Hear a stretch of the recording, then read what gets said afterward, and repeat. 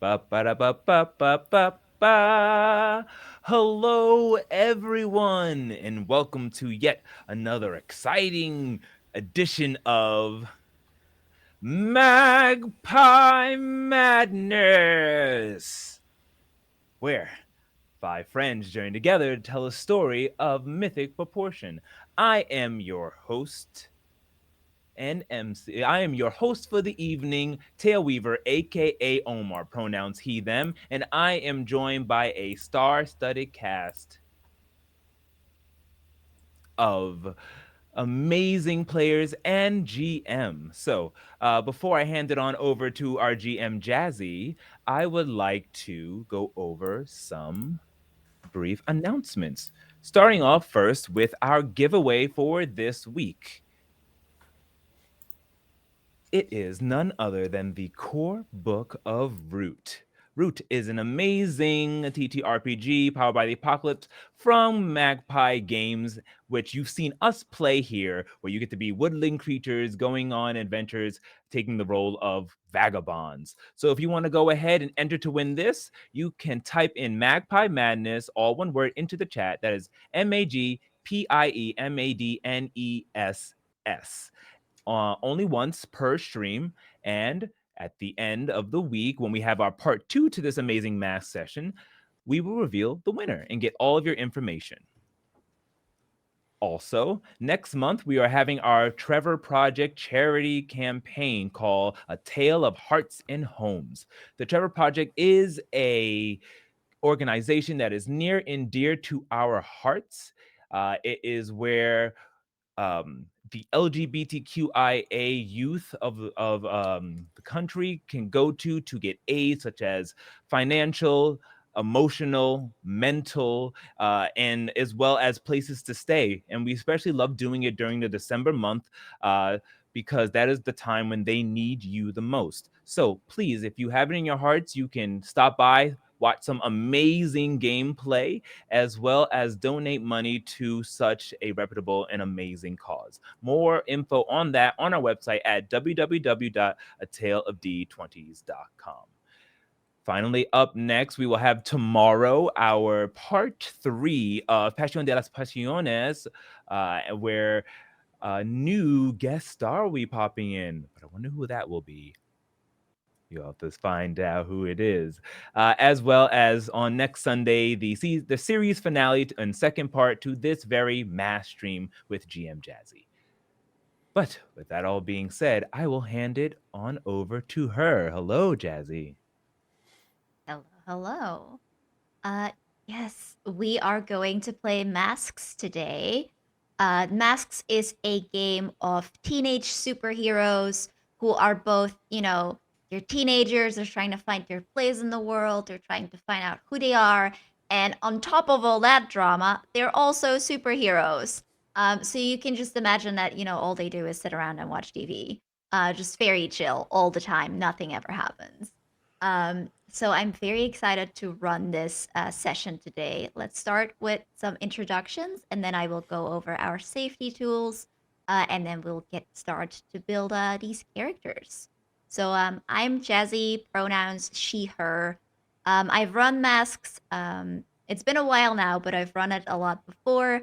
I really love just the drama of it, the fun of it. I love that it is at its core a game about not only finding yourself, but finding yourself through bonds with others and through connections with others, which I think is just very dear to me and a very beautiful thing to play out.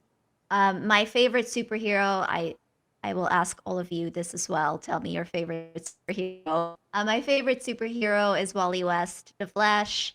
I also really like the Green Lanterns. I think their power is very cool. Um, yeah, other than that, let me know, who you are, your pronouns.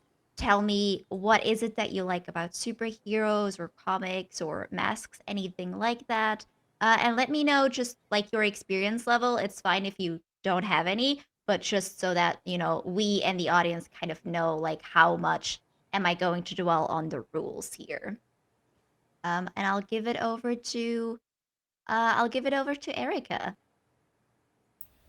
Hello, everyone. My name is Erica. Pronouns are she, her, hers.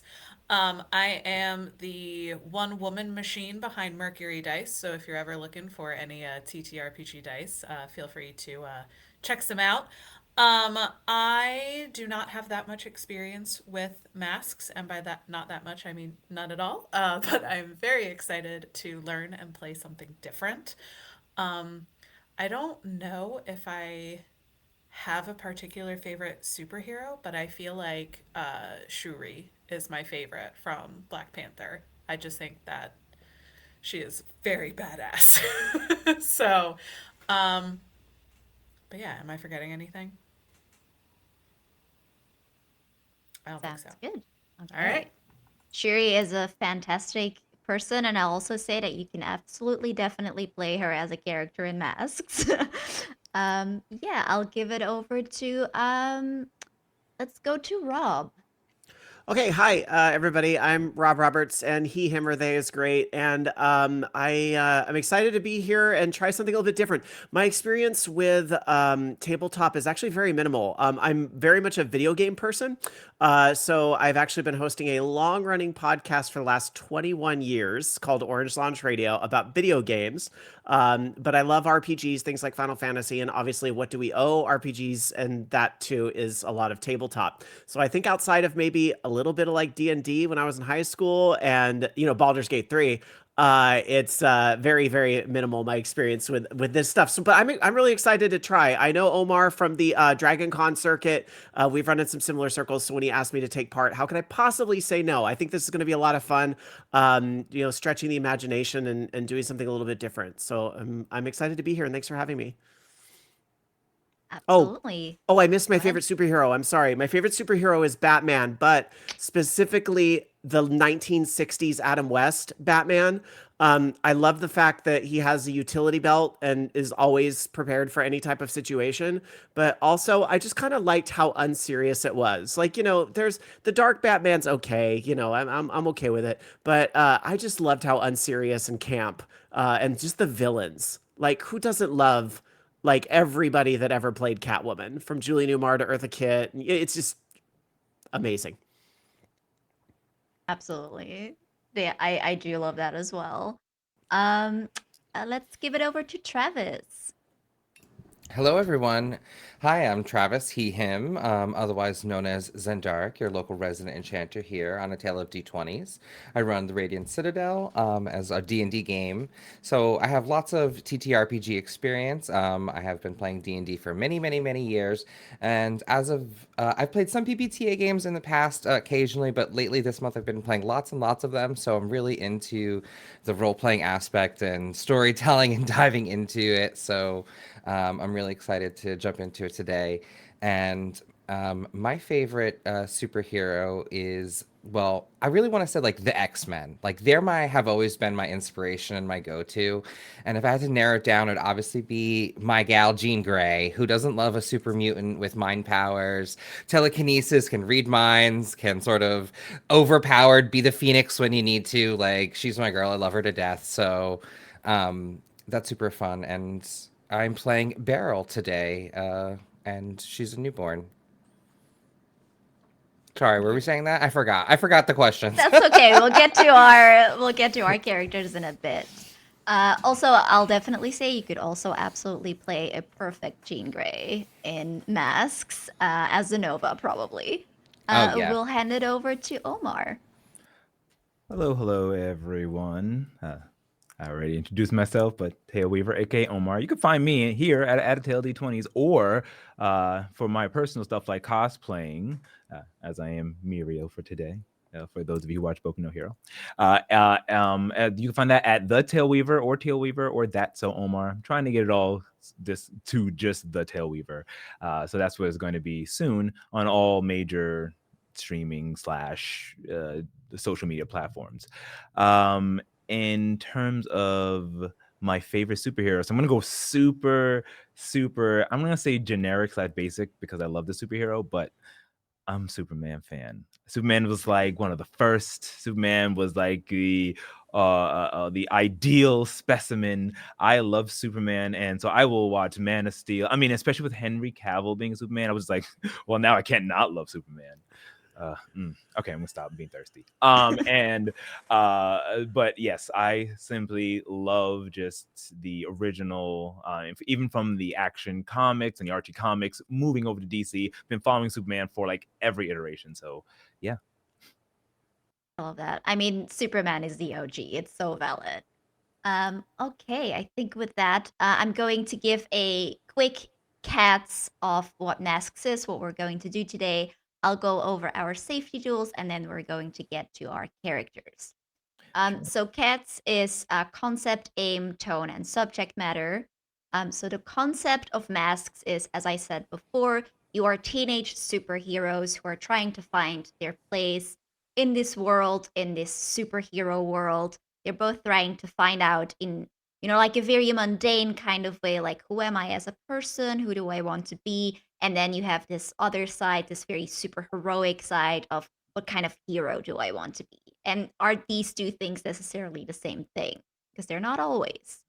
Um, the tone of masks, you can go in a very wide variety of tones, but the tone that we are going to aim for today is a lot more, Young Justice, Teen Titans, the Justice League cartoon, rather than, The Boys or Invincible, which I think is absolutely something that you could do in this game. But I think us today are going to be a little more lighthearted. Not to say that there won't be drama. There will definitely be plenty of inter-party drama, I think.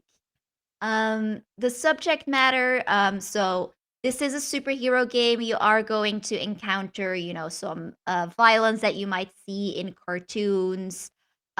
This particular adventure as well is going to deal with you are going to be captured. So there is going to be some element of restraint, especially in the beginning.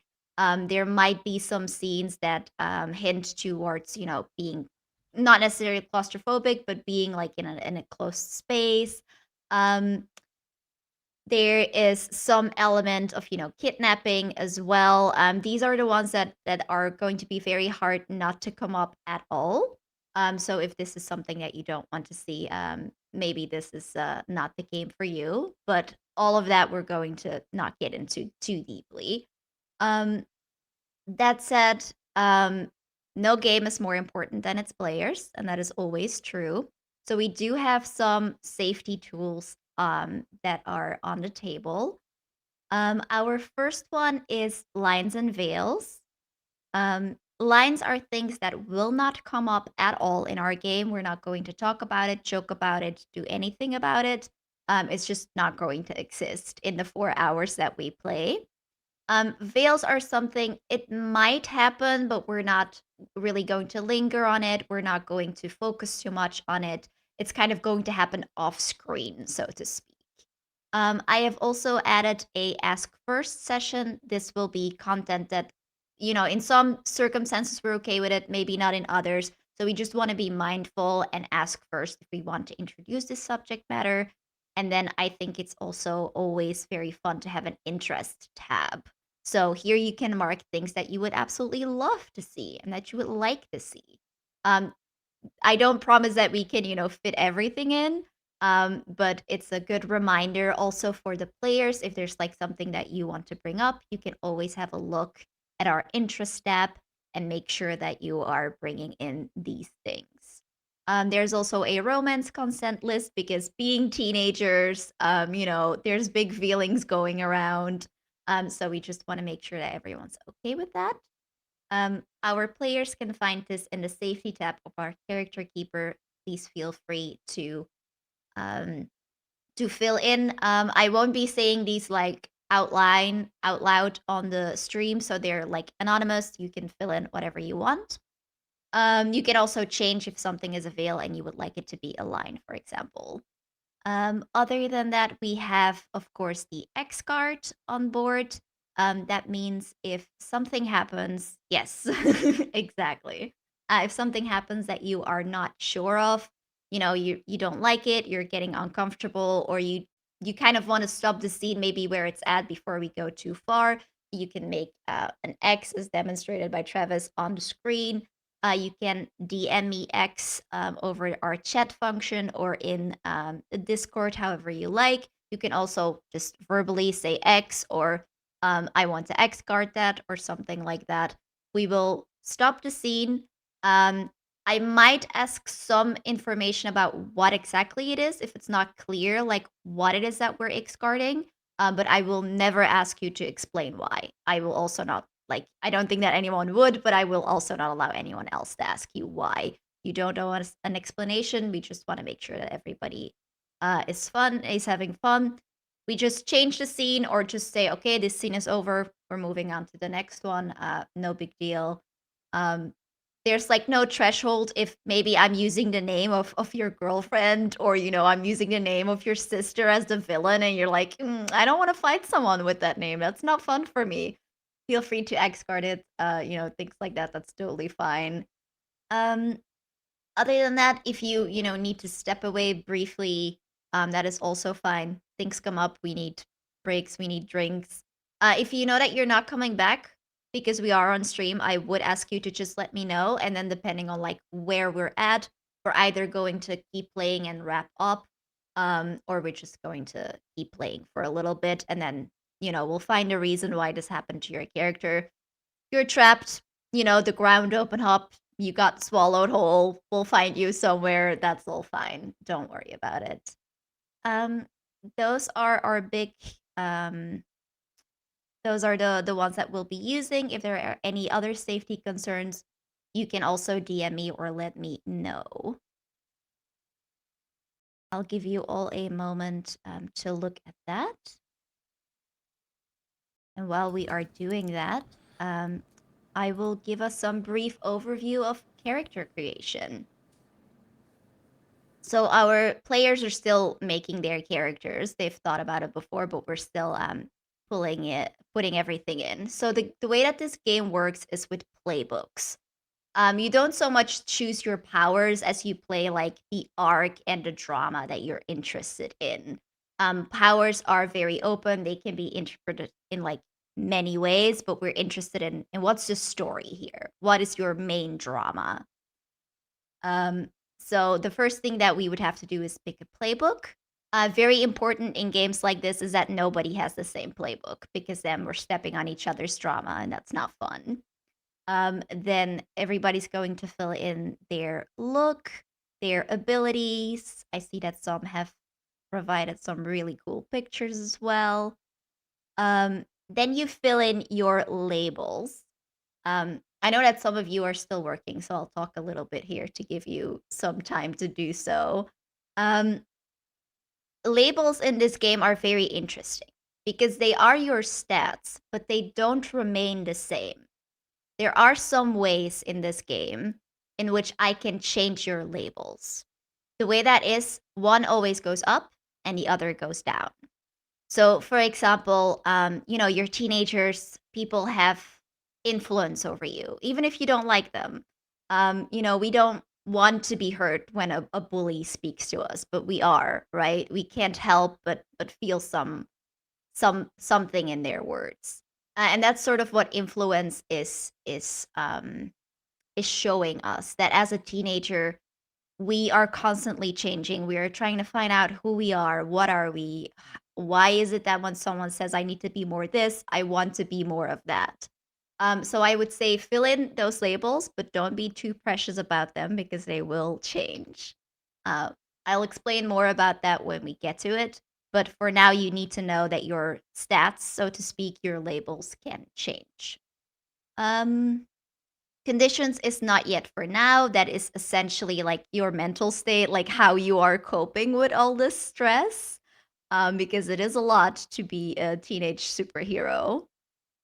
See that everybody also gets particular playbook moves. This is like something that only they can do.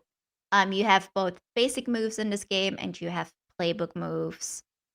So the playbook moves are unique to your character, and the basic moves is what everyone can do. And some of us have extras, we will get to there if there are characters that have that. Let me see. We will do our relationships and influence at the end when we have introduced everyone. And I'll explain a little bit more what they are. Our relationships, very easy. They're like our starting relationships because we're going to assume that at this point, we've been a team for a little bit and we know each other. Maybe not everything in detail, but we know each other.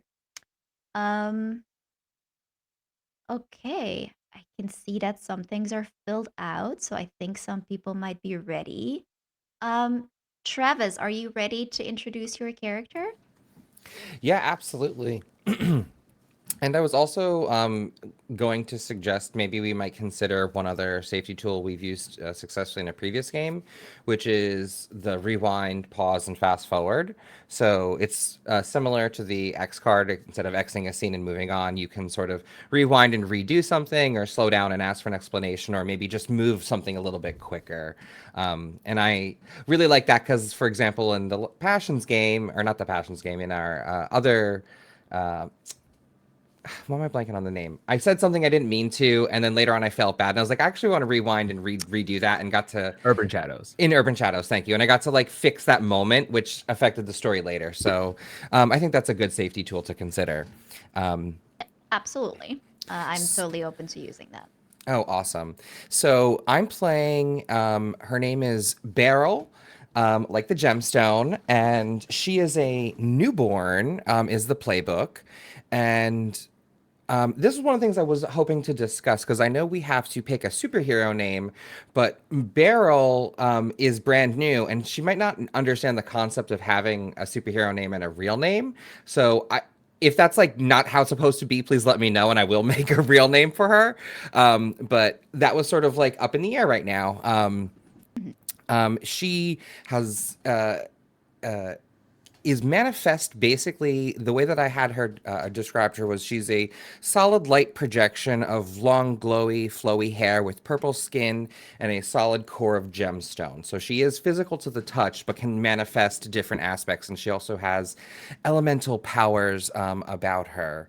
Do you want us to go over some of the moves and the stats we've picked, or how?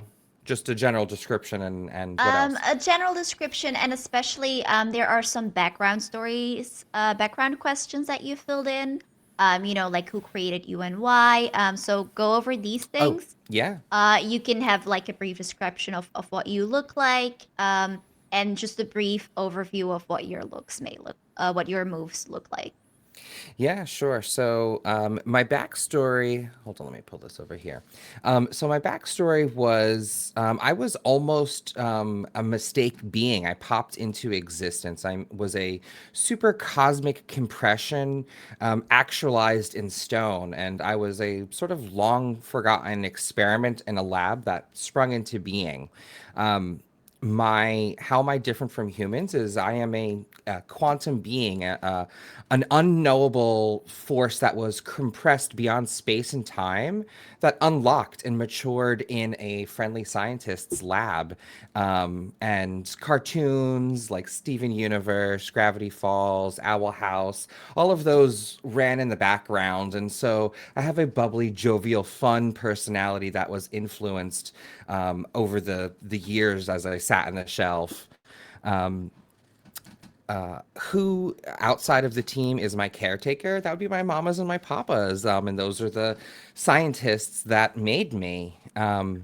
One of the things about what about humanity fascinates me the most, and is that they're organic materials made up of biological beings. Like it's super bizarre since I'm a static object, and they have crazy complex emotions and feelings that are just so difficult to understand. And like the TV shows, everything just happens to work out, and sometimes that doesn't work out that way with real people. So it's hard for Beryl to sort of put it together. But what Beryl does know is she is a superhero, and she is a crystal gem, just like the heroes on Steven Universe. So she wants to do good and make friends. That is amazing. And yeah, I think it totally makes sense for your particular character to not really get that there's a danger that everybody knows like who you really are, because I think in TV shows that might not be such a big concern. So Yeah. that absolutely makes sense. Your particular playbook also has an extra. So you are like literally a new being. You were created, you popped into existence. So you have a blank slate. You were created with a basic understanding of the world. In your case, this seems to be because of, popular culture. When you learn something that helps you make sense of the world, you may write it down as a lesson. And you are going to start with already two lessons created. So fill in two lessons when you create your character, fill in the other two when you've learned those lessons during play. And then when you embody those lessons, a lot of stuff happens. You can shift your labels and mark potential. Potential is basically your XP. It's how you advance. It's how you level up. When you reject those lessons, something happens. Um, so my advice to you is to pick lessons that you think are interesting to play with.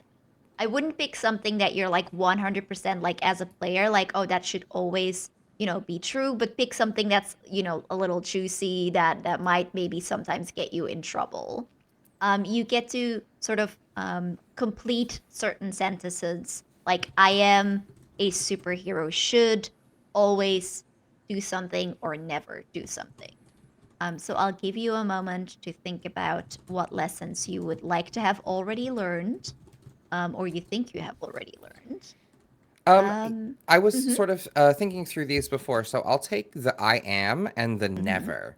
So the Oh, I am a good being who wants to learn, grow, and develop, and never run away from danger. Um, and help and interesting. never run away from danger when there's innocence around. Okay. So if it's just you, it's fine. But if you need to save someone, it's not fine. It's like generally you shouldn't run Hmm. away, but especially if there's Okay. humans or Hmm. normals around. That makes sense. Okay. Um, let's go to Calliope. Erica, are you ready to introduce Calliope to us? I'm so ready to introduce Calliope. So, my name is Calliope.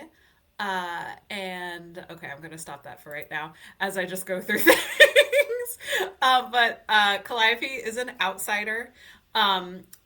When she moves, there's like a sort of shimmering iridescence to her skin. Has metallic gold eyes, um, and like short cropped red hair. Uh, she is from the planet of Cretaceous, and she came to Earth for an intergalactic exchange student program, hoping to get extra credit for some studies back home. Um, and while she was on Cretaceous, she was head of a group of people who preside over certain entertainment industries on her planet. And, originally she's like, oh, I'm going to go to Earth, whatever. Like, gross. But then what she ended up seeing is when she was on Earth, the sort of overwhelming responsibility that she had had, she didn't have anymore on Earth. So now she's trying to extend this exchange student program for as long as she can. Um, so that way she doesn't have to go back to resuming her responsibilities back home. Uh, so let me see. I'm just trying to see if there's anything else. Um, so then there's like some special powers that she has. So she has stunning beauty and heliokinesis are two of her special abilities. So, it's sort of like when she walks into a room, it feels like all the breath leaves everybody because they're just, oh my goodness, she's so beautiful. Um, but yeah, so a little bit sort of Valley Girl esque, sort of like popular girl vibes, um, but is really just a sweetheart down deep inside. All right, that sounds good. Those people back home, why haven't they called you home yet? Um, I am a daddy's girl, so it's the type of thing where I can just be like, but daddy, can I please just stay like a little bit longer? And maybe occasionally throwing a teenage temper tantrum. You gotta. Mm-hmm. Because that's what you got to do as a teenage girl. Okay. And has sort of been able to sort of keep extending, but she's sort of getting close to like her last, like there's only so many more excuses that she can make Mm-hmm. in order to keep staying. Okay. Very interesting. Um, what about Rob? Are you ready to introduce Sep to I us? I think so. You might just have to help me when filling in some gaps and make sure I didn't miss anything here, but let's give it a go. So first off, let's talk about the name because it's very important to understand how I name my characters. When I play video games with narrative stories, you get to name the characters. I always name them after my cats, Smush and Cheddar. So although it didn't make sense to use the names here, I decided to use the same initials. So we have S and C. So we have Sebastian Cross as the name, so Seb for short. So that's where I pulled the name from. So that's my name. And the power that he's going to have is that he can kind of slow down time around him to move a little bit faster. I'm not really intending for it to be like the Flash. Like it's not something like where he darts across great distances in a great amount of time, but something where like maybe he can kind of bend the world around him to move at a little bit of a slower rate so he can do something at a normal rate and then kind of flex time like that basically. So he can move very fast. My thought is that this is kind of a power that's somewhat awakened in him recently. It's something that he kind of saw in a dream, and he's always intended to use it, but he wasn't really able to figure out like how to use it until he had to save his sister one day. So his sister was very nearly in an accident with a vehicle that was moving very rapidly towards her, and he was able to move time around at a case to kind of get her out of the way. And ever since then, that kind of like unlocked something in him where he sort of realized, oh, this is something I've got to use more often. This is something I've got to use because the thought I have in my head here is that at some point he couldn't save his sister. His sister has disappeared. She's gone missing without a trace, and everybody's kind of presumed that she is gone. She's dead, and he sort of carries this weight that I couldn't save her when I needed to save her. So I need to save everybody else. That's kind of like the internal monologue he has. I don't know how much of that he's really going to project externally, but that's kind of like why he is very much like, I've got a power and I'm going to use it type of thing. So that's what I'm going for, like the beacon playbook sort of thing. So since he couldn't help the one person he wanted to help the most, he's trying to help everybody else. So that's kind of where that comes from. Um, so I've been trying to like think about what the look would look like. And I keep coming back to, I'm going to try to put this image in the sheet, but like I keep coming back to these like teen Robin pictures. But I don't want him to actually, of course, wear the Robin outfit. I'm thinking he might wear more like I just, how often do you get to see superheroes in like cyan, a very light type of blue, but no lightning bolts. Like Edna Mode says, no capes, no lightning bolts. So I'm thinking something maybe a little bit more wavy to convey the fact that he can kind of move things and move quickly through. Um, let's see, what else do I want to point out? So, okay, so I was thinking about some of the moves that he has. Some of the things that come from the beacons list are straight up creeping. So when you scope out a person or a place, you have a dice roll. And so I sort of thought like this might be something he kind of does, is that he does have to kind of like assess the situation. He kind of has to, know what's going on so that he can make the moves he needs to make, because he has to be very calculated in what he's doing. So I felt like that would be something that would kind of call to him. And then won't let you down. I picked as well. I think it kind of plays into some of the things I mentioned in the internal monologue earlier. So he just doesn't want to kind of let the people around him down. Um, yeah, I think I hit on most of the key points. So I don't know what other questions there would be that I would need to answer to help fill in. Yeah, so you answered why do you want to be hero, but I do wonder. So the beacon is all about, like on the surface, you you don't seem like you're a super powerful hero, right? Like the Mm-hmm. beacon on the surface is kind of he's your normie on the team so to Sure. speak. So a lot of Sure. people they think that the beacon shouldn't be on the team because Mm-hmm. they're like, there's these people, there's like an actual alien here, there's a being that popped into existence. So what are you doing here? So do you think there's like a particular person who is like you shouldn't be a hero or like this may be worried about you that you're in over your head? Okay, so thinking of this through, like, if his powers kind of awoke a little bit later, that's kind of like what I was thinking is that like he's something who was kind of showed up late. Like he wasn't like a creature that was born into this. He's just kind of a Mhm. human who kind of realized this at one point and kind of used it when he needed to. And I did sort of envision he might have a little bit of the Superman thing going on with the Clark Kent and Superman thing, where usually he's a pretty reserved kind of guy. And this is the sort of thing that he will bust out in a situation when he feels the need to save the day, when that drive kind of wakes him up to kind of go in and do it. So I think there might be a lot of people that might not be aware of what he does. But I would Mhm. say the people that probably most don't want to see him doing this are probably his parents, that they just I would say that probably his parents are the ones that are like, you need what, stop this, knock it off, you can't control the types of things that happened. And Mhm. they're probably trying to get a sense of this too, but maybe they only kind of like partially believe it. So yeah, I would say his parents. And are your parents are they like super powered people or are they just like civilians so to speak? I'm going to say they're civilians, but let's say one of them carries a similar secret, that they actually do have Ooh, superpowers, but they've suppressed it this whole time. interesting. Because obviously Okay. you got it genetically from somewhere, right? You gotta get it from somewhere, yeah. Okay. As a beacon, you also have drives. Have you had a look? So your drives are essentially so like you really want to be on this team. You want to be a hero.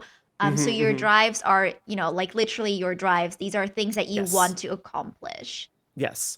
So I was thinking with this, probably help a teammate when they most need you, kind of fits into the kind of what we were thinking before. Mm-hmm. Let's see. I would say that kind of goes into us also like save a teammate's life. I think would come into that as well because again, he didn't save his sister ultimately, so that would be one as well. I read some of these that are like get drunk or high, drive a vehicle. Those don't really, I Mm-hmm. think, speak to what this character is. I think this character is about kind of like, I couldn't fix what happened in this situation, so I have to try to fix other situations as they come up. So I think also maybe like earning the respect of a hero you admire would probably fit into this very much as well.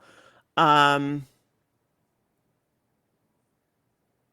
Maybe tell someone your true feelings for them, I think would be a Ooh. good one too, because I think because he is a little bit more reserved and a lot of this is new. Like I was thinking about some of the issues like romance and things like that. And I was thinking, I don't really think he kind of knows what he thinks about all that yet. Like I'm not saying he's necessarily like ace or anything like that, but he's just like, he's still trying to figure a lot of himself out before he can think about Mm-hmm. other people. So I think this might be something that would ultimately prove important to him, is that like if he can actually open up in a way to somebody else, I think that would actually be a big step. Absolutely. I'll also note that true feelings don't necessarily needs to be romance or even Right. positive. Right. No, yeah. It could be so calling someone out as well. So that will be very interesting. All right. Then we go to our protege, to Pelican. Omar, are you ready to introduce your character? Yeah, I really think so. I'm gonna make sure this team gets this right. I'll prove the Seahawk proud because I'm what? The Pelican. So let me introduce you a little bit about myself. Well, no one knows my secret identity, and I like to keep it that way. I look like sort of similar to what Zip Zap looks. If you imagine Robin, I'm gonna actually stop that until I'm gonna kill my voice. If you imagine Robin from a Batman, but instead a very comical young man who has kind of like this weird pelican-like jaw power. It's normal, almost like a cleft chin, weird for a teenager, but and like huge chin that can stretch as he has the ability of body elasticity. Pelicans, I did a lot of research on pelicans. Apparently, they can stretch their wingspan like double this normal size to like 10 feet, and since this is a human, maybe even 20 feet. The ability to stretch his mouth open large enough to fit people in there and have like not flight gliding abilities. So if we need to jump off a building or something, just get in my mouth and we can kind of fly around, well, get somewhere safe. Um, my powers largely mimic the Seahawk, who is my mentor. Mentor has, but he mostly has super strength, flight, kind of your base, what you think all things a Seahawk would have. But also, just like a Batman-like character, we use our shared ability, our weapons and gadgets. But his ability, my mentor Seahawk, is intimidation and fear. So think Batman. I have danger as -1. My freak is 0. My savior is 1. My superior, I added my +1 there for 3 because he has a superiority complex. The direct opposite of my mentor, who is mostly danger and does not like superior. So he's teaching me how to be humble. Um, the moves that I chose were the captain. When you enter battle as a team, and add an extra team to the pool and carry +1 forward if you are the leader. Now, is he the best leader? Probably not, but he will definitely try to and take that role as much as he can, for better or for worse. I also took fireside chat. Can't really depend on just himself. So when you seek advice from your mentor, we have heart comms that we can use to contact each other. Mine's in the shape of a mouth of a pelican, though.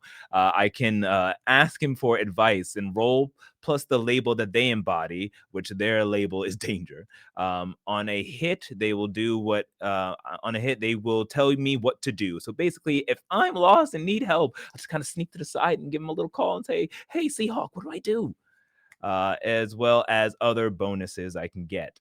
Um, I also been reading the files. You learn about the superhuman world throughout your mentor's resources. When you first encounter important superpower phenomenon, my call, roll with superior, which that is really good for my character.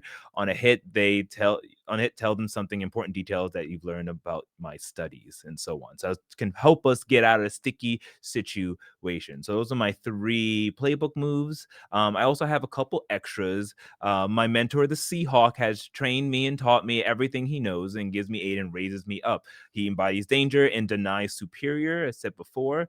And um, my backstory is that I was stuck on my parents' yacht in the middle of the ocean when radioactive pelicans came. Unfortunately, my parents did not survive, but I was bit by this radioactive pelican, thereby giving me these power. The Seahawk swooped in and took them out and saved me. And I developed these strange electricity powers that a pelican has, because pelicans, not only that, also have the weird air sacs that they can use to help breathe underwater for a long period of time and make themselves buoyant and reject other things. So like it helps them float and not get sticky stuff on them. So I have air sacs. And why did he train me? Because he saw the potential in my abilities as a pelican. Like I said, no one knows my secret identity. You only all know me as a pelican through the hubris of my character, because I must keep secret. But you do know of the Seahawk and Pelican. And why do I care about this team? Because I want to develop my own team of superhero kids and show the whatever this world's Justice League or Avengers that we can do it ourselves, and as long as I'm the leader, because I'm always right. And That is and the resources that my mentor has given me, because I get to pick 3, are a supercomputer, surveillance equipment, and communicators, so we can all chat through the communicators. And that is everything about the Pelican. Absolutely fantastic. Um, what do you think is sort of the bond that you have with your mentor? Is he just, like very strict, like this is what I say, so this is what you should do? Is he kind of like your surrogate dad? Is it Yeah. more like okay. Yeah, he's my surrogate dad. He's rough and tough, but Mhm. there is some love there. And we have moments where we'll go around and go fishing, and I'll catch it in my mouth and all that, and raw. as well, and things like that. And we, and he's a bird person as well, so we do bird things together. But he is Absolutely. strict and trains me to Mhm. be in martial arts and things like that. Okay, I see. All right. Um, so now we know a little bit about each other. Um, we are going to sort of make the pilot for our very first comic. So by the time this particular adventure starts, we've already been a team for a while, but we're sort of going to see now, like, how did this team get together? So you can kind of imagine, somebody's walking into the comic store and there's like this display of just out. It's only recently been published. They open the cover, and the first thing that they see, this is a everyone is going to get one particular question that they're sort of in charge of, even though other people can contribute some ideas. But the very first question that I want to know is, when this person opens the comic, your pilot comic, they see a villain there because you all started fighting off a particular villain. Which villain is it? Mm. So, Jazzy, before we get into the nitty gritty, Mhm. then I feel like now we're really starting the story. So, I would like to take us into the intro. Oh, absolutely. Go ahead. So, cue the intro.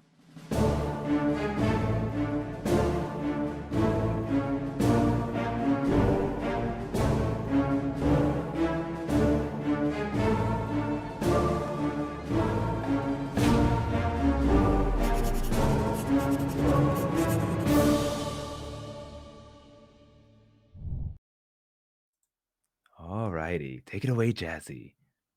So we have opened this comic book. There's a splash page, bright colors. We see all of you gathered here, but the focus of this page is on a villain. What villain did we defeat together?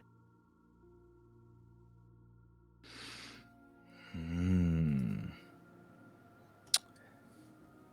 How epic, dude? Because we were kids, so I guess we can't defeat like us. Oh, maybe we can, but Well, you can do whatever you want. You just have to tell me how, and that's what we'll figure out. I think it Yeah, do was you... like a giant monster. Not like a Oh. kaiju, but like Mhm. like a like a Hulk-like monster. bust-sized, like a Hulk-like monster. Yeah, Okay. I think that's my pitch. Sort of like a Kings of Tokyo like monster. Yeah. Okay. Do we have like a name for either this villain, this monster, or like the species, or is it just like a Godzilla-like monster? I mean, now I'm thinking of lizards. I know. I kind of like that idea, like King something. Mm-hmm. I honestly had an image of like a cyber bunny in my Oh, head. King Bunny. Did, King Killer did you all Bunny, defeat King Killer Bunny? Yeah, I'm Is about that the that. one? the Rabid Rabbit. The Rabbit Rabbit? I like That that. that's a great one. Yeah. Crazed So gigantic rabbit. we see this gigantic rabbit with, like the exaggerated teeth, still very fluffy ears, but the eyes are colored, red. And they're like flashing over the gutters, over the confines of the panel. And our next question is, we see you all fighting. We see, the pelican is hopping. We see Seb is slowing down time as we see a few panels in slow motion as you're taking it all in. Um, Erica, you're swooping down as well. And then something extraordinary happens. We discover our newborn. This question is for you. The team discovered you during this incident. Thanks to them, you reached the outside world and helped in the fight. Where and how did they find you? And who gave you your first nickname? Ooh, I would say that this uh, hulking creature had the rabbit had a special gem, and they were going to use the power within for evil. And obviously the leader of the Pelican found me and gobbled me up and saved me. And maybe W- So would you say it was a 24 karat gem? Oh my goodness. That was so perfect. And the speed, just like the whoosh. yeah. And maybe something in that shakeup sparked the essence to actualize, and because I was almost there anyway, and so this like energy clash is what sort of found me, and I would say that maybe you said you sort of look like a gem, and I said I'm Beryl, like the gemstone. So your first nickname was Gem, Was or what? was Beryl. Beryl. Oh, so your first nickname was Beryl, and then you were like, okay, that's cool. That can be my name. That's Yes, very yeah, cute. I'm Beryl, like a gemstone. Yeah, Hmm. I'm Beryl Gemstone. That's my yeah. That is fantastic. Yeah, we see the next couple of panels. We see, this lab in disarray as the rabbit is just like trouncing through it. There's beakers and colorful fluids everywhere. And we see Beryl hopping, like looking confused because this would have been the very first time that you ever saw something like this. We see the pelican swoop down, take you in his beak, take you to safety, and then we linger on that we linger on that panel that says you look like a gemstone. I'm Beryl. And the next thing that we find is um this is for our outsider. So this is a very confusing situation, and at this point you're not yet a team. And you didn't trust each other at first, but then that changed. How did that change? And more importantly, why did it change? I think that sort of the almost like the teamwork camaraderie that was beginning to show reminded me of my group of folks back home that I usually worked with. Um, and it was nice to be able to see that you could sort of find those people yourself instead of it being like, hey, you're going to be with this group of people. Have fun. But like the fact that, sort of like that idea of being able to find your own family, like find your own friends, like that was something that she really liked. And it sort of like hit her in a way that she wasn't expecting. And it sort of made her want to be able to stay even more. Mhm. And I think I'll ask this a little bit to everyone, but why do you think that initially you didn't trust each other? Maybe it was because I was too happy-go-lucky immediately, and you didn't know Hmm. my full story. And then eventually we had like a come together moment where I told you like, you know, I'm I'm bubbly because I watched TV my whole life. You know what I mean? And like, I Hmm. want to be a Sailor Moon. I want to be a Crystal Gem. I want to be like Mabel. I want to be, and I like list off all of these pop culture like superheroes, and I want to be like, I just want to friends, and I just don't want to be a weirdo. I just want to be a experiment anymore. What do you think, Sep? Why was there like a particular person you didn't trust, or is it like just everyone, or I would think that they probably didn't trust me at first because I don't really look like a superhero, Mhm. right? So because I don't really, carry myself often in a special outfit or anything like that in most of my day-to-day stuff, unless I'm intentionally going out to fix a situation. That maybe it took a bit to kind of like prove that I had this other ability that I could do. And I would think like I could see maybe something like maybe I think in like in getting to know these other characters a little bit. I don't know how much I want to like fill out the backstory here, but maybe something where like Pelican and I probably kind of found each other first, and maybe the Calliope kind of came in later as like this outsider. Maybe I felt some kind of bond to Calliope because I'm also an outsider of sorts in some ways, and so maybe it was one of those things where like we're not sure of this why we're kind of like drawn to each other, because we're not really alike in many ways at all, but we recognize there's this interesting kind of thread between us. I don't know. It's kind of where my Mhm. brain's going. Yeah, that makes sense. And the pelican, what do you think sort of made you distrustful and changed it in the end?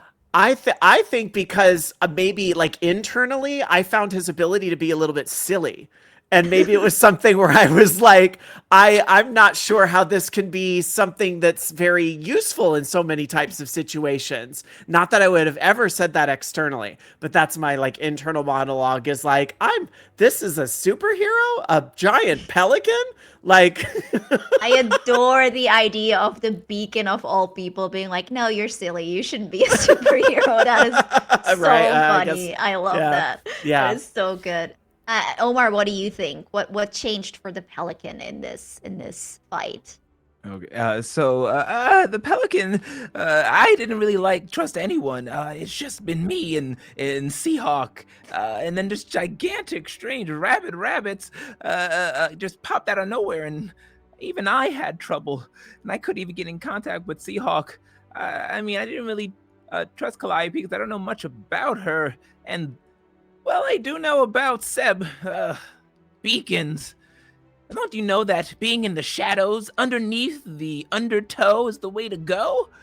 Well, I didn't like his kind of pompous, do-goody attitude, but he showed some promise. I think this team, even this new Barrel, was it? Whatever. I can train him. I can show the Seahawk that I can lead a team of my own. Absolutely fantastic. Yes, I think we see, the panels are continuing and we see these individual panels of you all giving each other this look of like, I don't know about you. And you're all doing your individual things, but on your own, you couldn't defeat the rabbit. We see Seb being thrown through the air. We see Calliope standing there being very confused that it's not like swooning for her like everyone else on this planet has been so far. Like, what's up with Like, that? that makes no sense. It Like, makes no seriously. sense. Come Yeah. on. And we see the pelican, I imagine, we see all these strategies and these plans that you're thinking out, but they need people to do it. And then we see a next panel in which Seb is slowing down time just enough for Pelican to see the entire situation. He starts giving out orders, and despite everything, you are kind of doing it. And all together, we see this big splash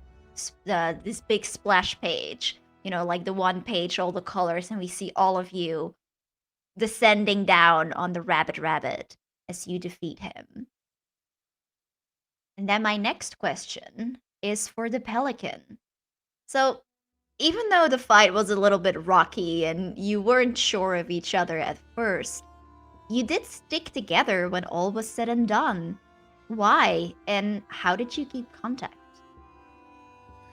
Oh, I went ahead and introduced myself to all of them, and they all seemed to have their own power and uh, in their strange ways. So I thought, why not just make a team? So I handed them all my Pelican phones, each of them with their own individual numbers that they can use to text, and that is how we keep in contact. And I will call them together whenever justice is needed and enemies need to be put down. Can I just, like, bedazzle this? Yeah, I suppose so. You can invite, but don't make sure you Like, don't mess up any of the features. so, like, is there, like, a specific spot where I can just sort of, like, just add a little zhuzh, you know? If you want, childish, but if you want, Childish.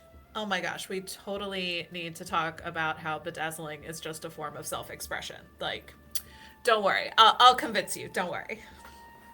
we see this panel, like Rabbit is laying there, the little ear is twitching. And some like agents are swooping down on the scene. We see some other heroes are taking care of the civilians, calming them down. We see a hero with like this heart light projecting is engaging the rabbit, lifting him up, this giant thing, so that he doesn't keep blocking traffic because people do need to get to work and school. Um, and we see probably, like Calliope is pulling the pelican to talk about the very important art of bedazzling. And then the comic has ended, but we linger on a page with Seth. You're standing here. Most of the things, as I said, it's wrapping up. There's like this big shot hero who is making sure that everybody's calm, that there's no further danger. But you see signs that this incident was just the start of something bigger. What were the signs?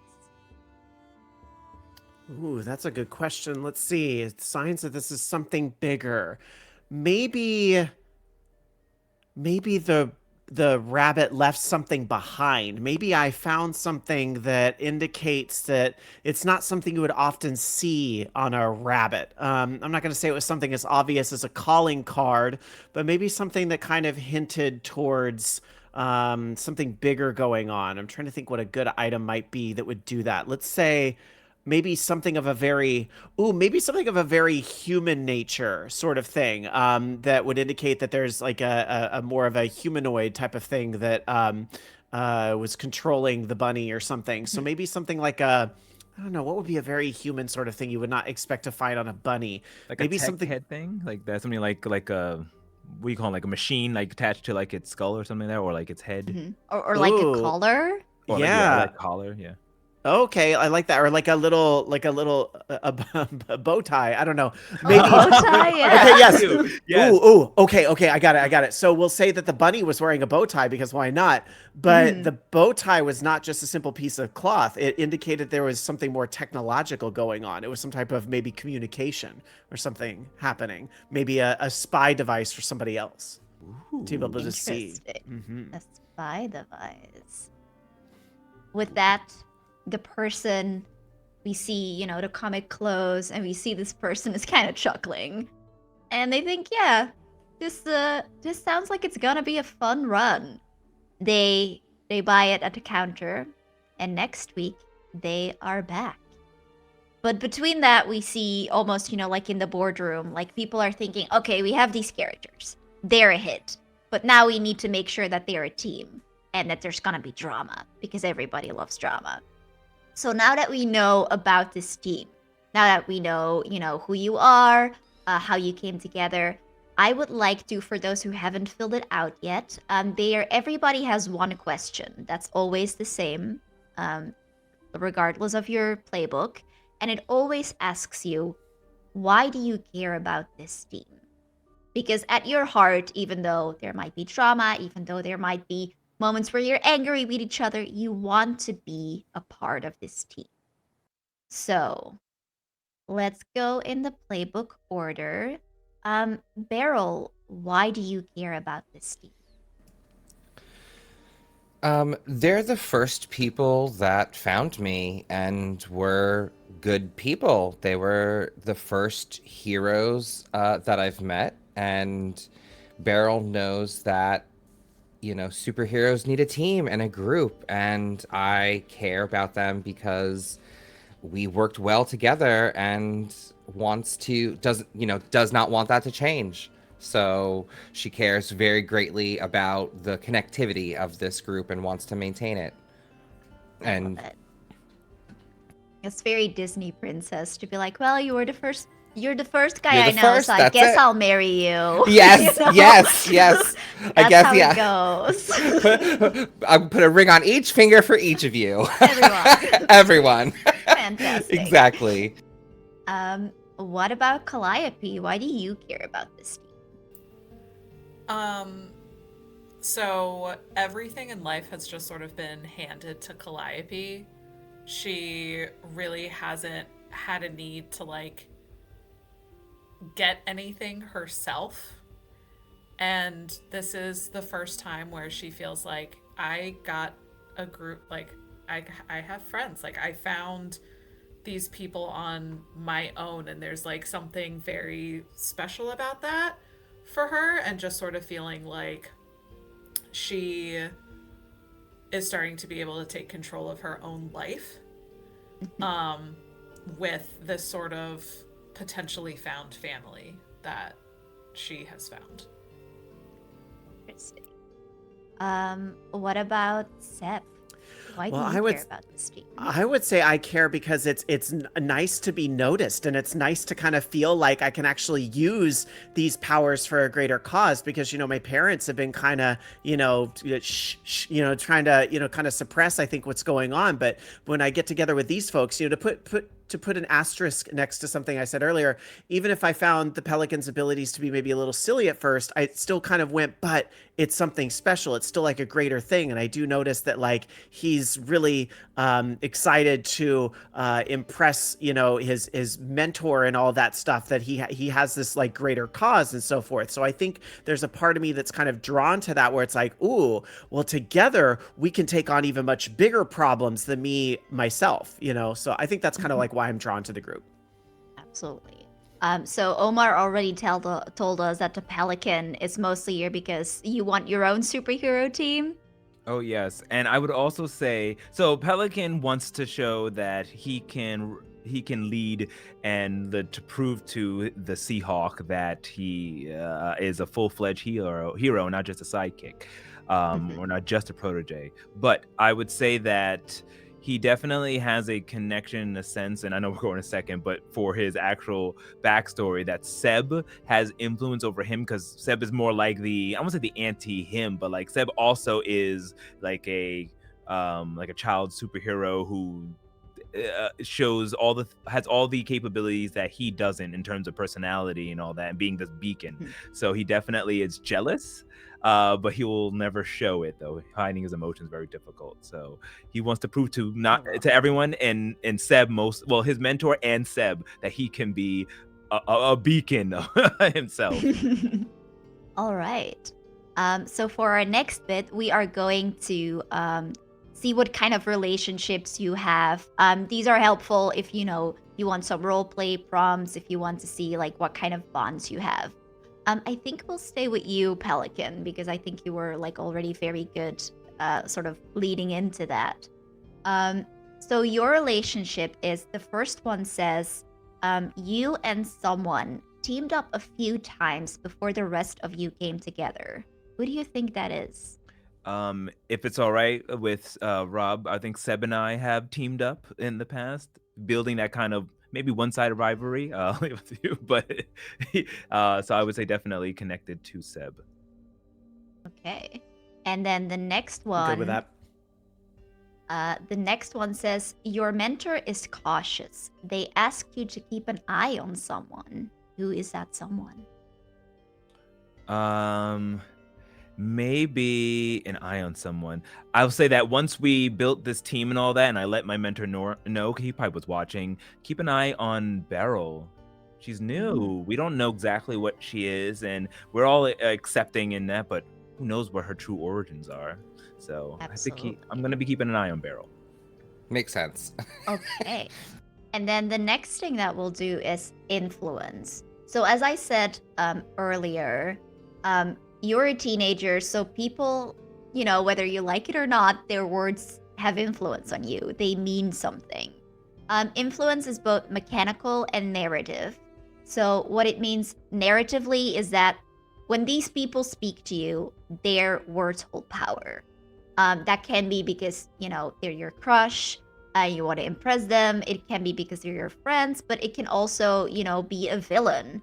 And even though you don't like the villain, if they're calling you, a sidekick not worthy of the Seahawk, like that stings, right? Even if you don't like this villain or maybe even feel like you care, it still stings.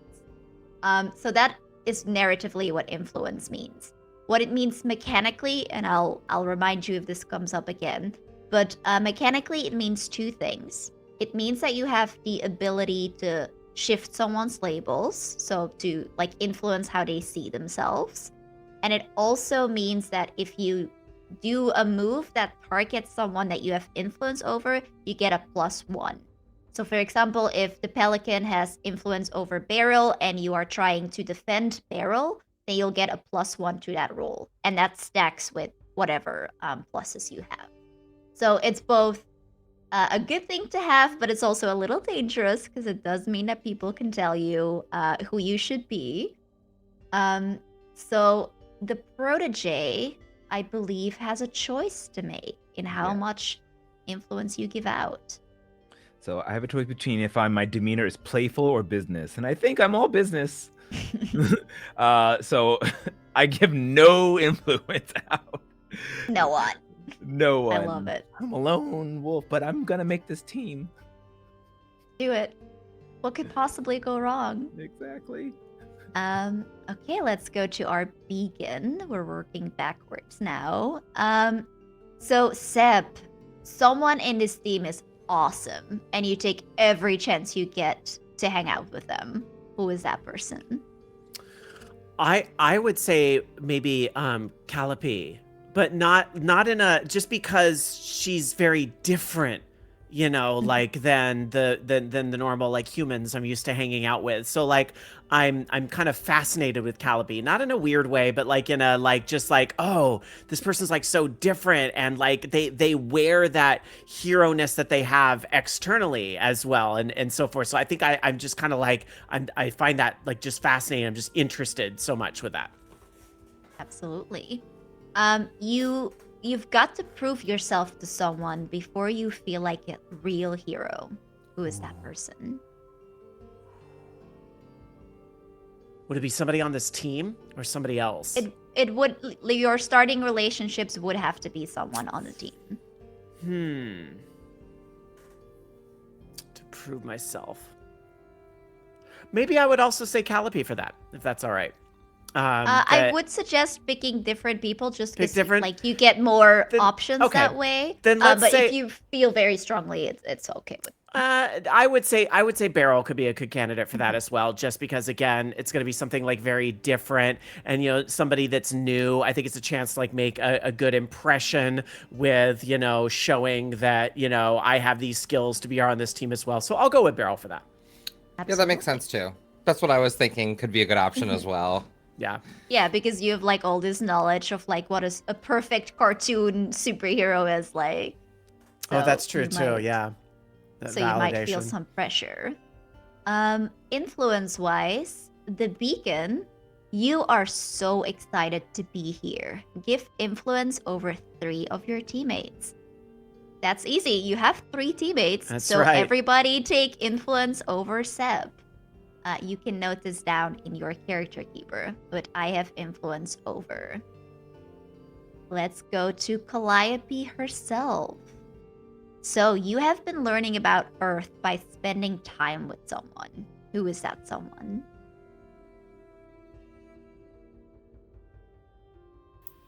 I would say that I think that person would be Seb, especially because Seb is sort of like hanging out with me, and I feel like that would be the best way for me to be able to sort of get information about Earth itself. Absolutely. Your next one is you have a crush on someone, but you keep it under wraps. If you don't want this to be like a romantic bit, we could also make it, like I really want to know more about someone or something like that.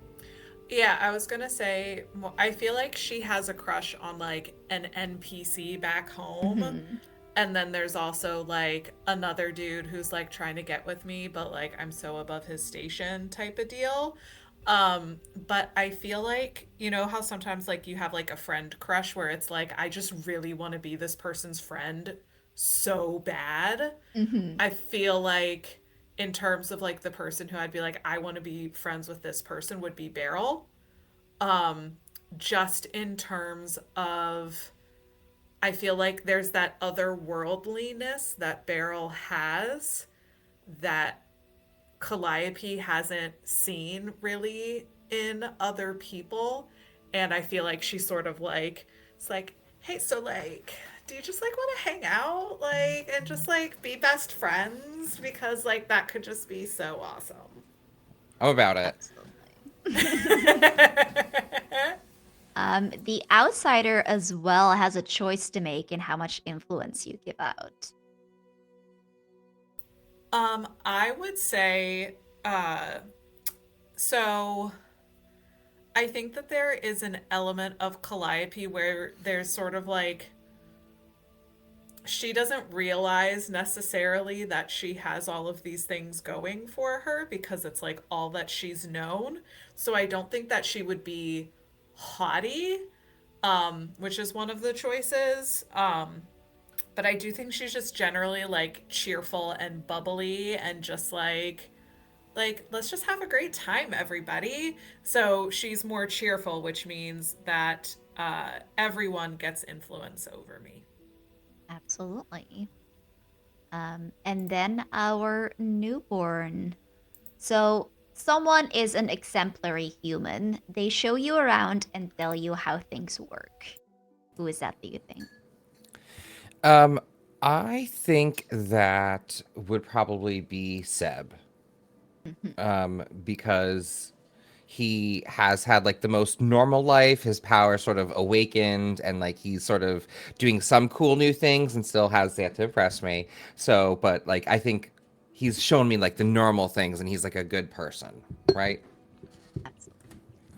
I think so. Um, the behavior of someone on the team confuses you again and again. You're determined to understand humanity better by studying them. Um, I obviously the Pelican was a weirdo, even for Beryl. What are you talking about? Won't even tell us their name.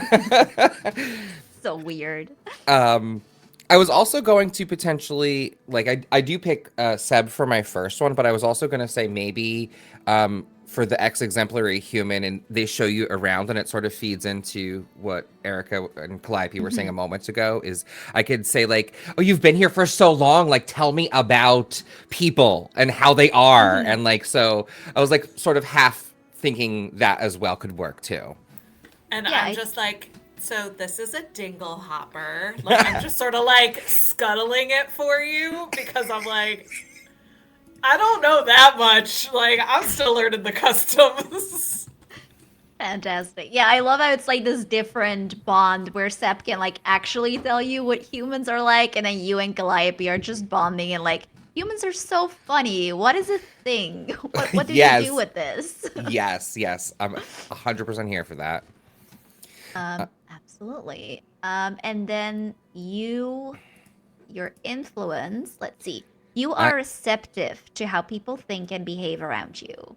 You give Yeah, influence to everyone. to everyone. So I'm new here, and I really trust you, and like you're so cool, and like yes, we're gonna hang out, and so like just like hang on the words you say, so don't upset me, so don't steer me wrong, and I give Don't steer influence me to wrong. everyone.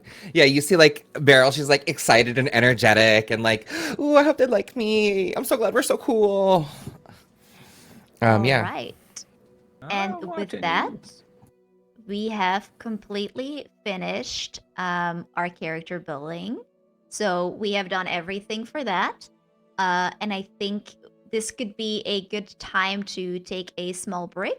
And then we will really start our adventure, the first issue of all of you as a team when we come back. Okay, awesome. So, everyone, we have now got this team set and we were ready to hop into our first adventure. So, stay tuned. We'll be back in just a few minutes. Don't forget to enter Magpie Madness, all one word, to win the to enter to win the Root Core book, and you'll find out who won next week at the second part of this stream. So, please stay tuned. See you soon.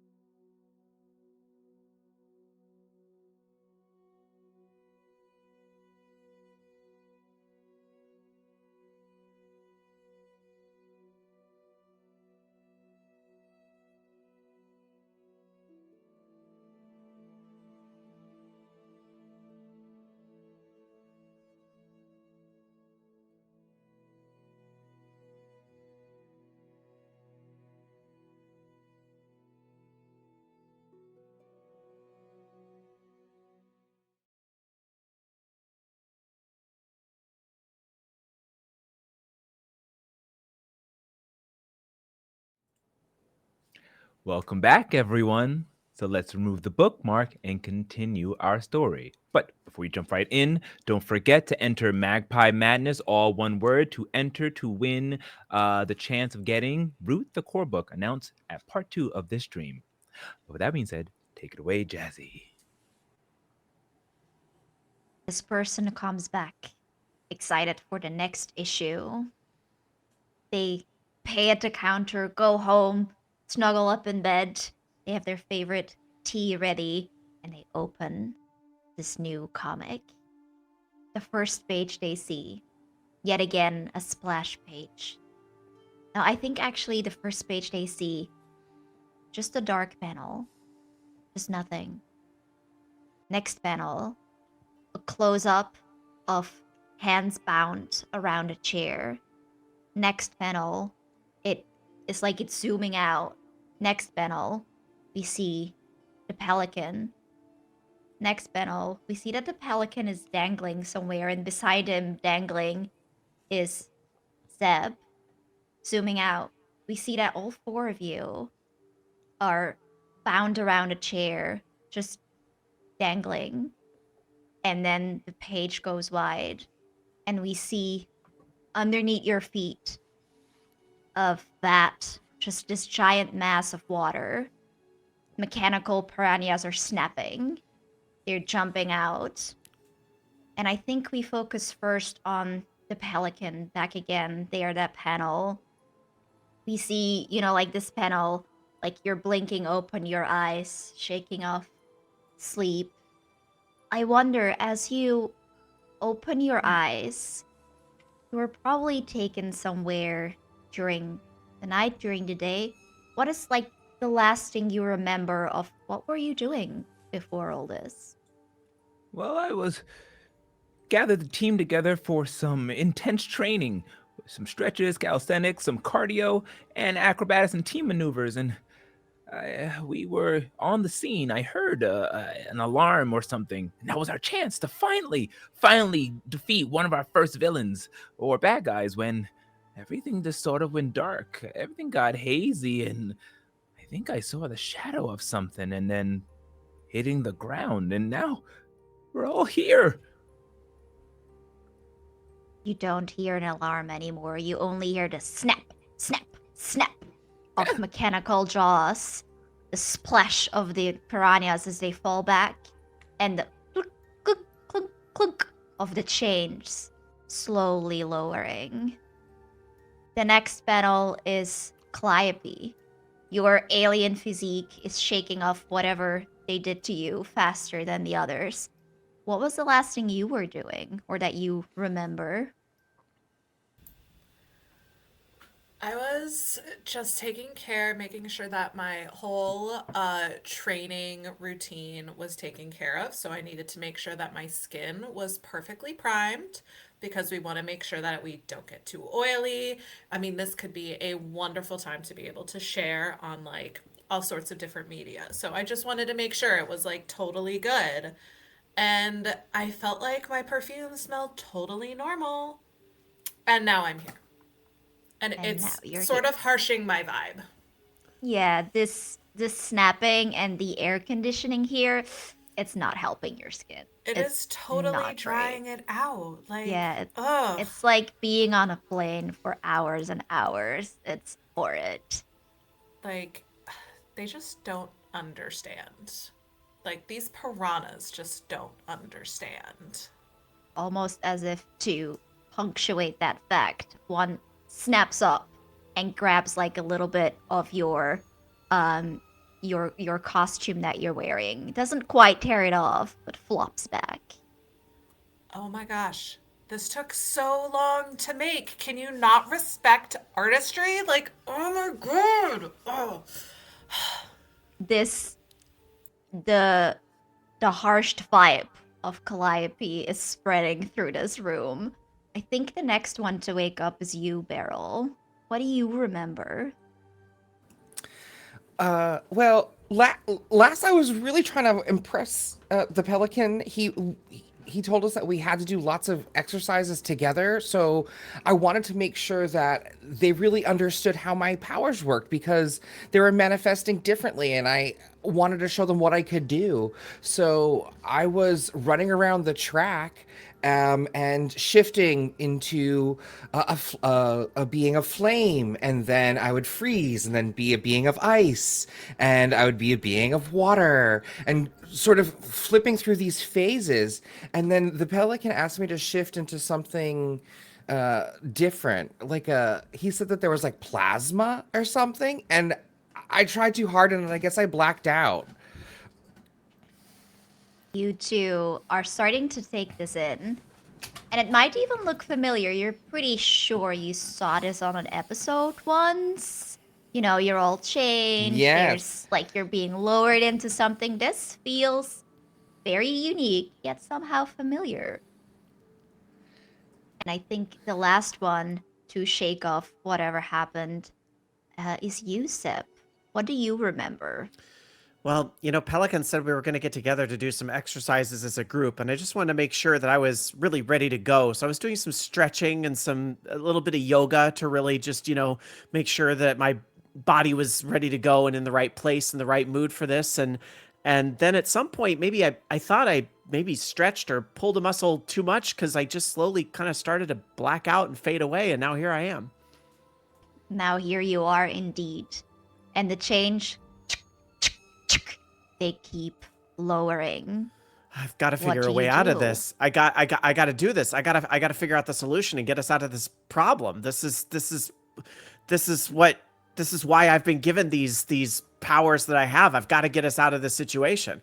So I'm desperately thinking, like, what is something I can do to help this situation? Is there something that stops these chains from moving? And I'm probably desperately looking around the room to see if there's some sort of lever, button, mechanism, something. Absolutely. It sounds to me like you are assessing the situation. You are looking around to see what you can use or what you can do. Yes. As a beacon, you also have straight up creeping, but I don't think that it quite works here because you're in like such a dangerous situation already. Right. So assess the situation is rolled with superior. So you roll 2d6 and then you add whatever your superior currently is. Okay, hold on, because I don't have old school dice. I got to get some electronic dice here. Hold on. That is very valid.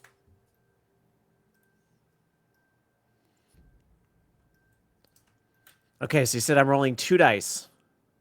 Yes, 2 dice, 2d6. Okay, we have double 4s. Okay, so that is an 8. What is your superior? Superior is 0. 0. So it is an 8 total. Okay. On an 8, on a 7 to 9, you get to ask me one question. I will post them in the chat. Does everybody, you can also see the moves in the basic moves tab. You can ask me one question to get some information about this precarious situation you found yourself.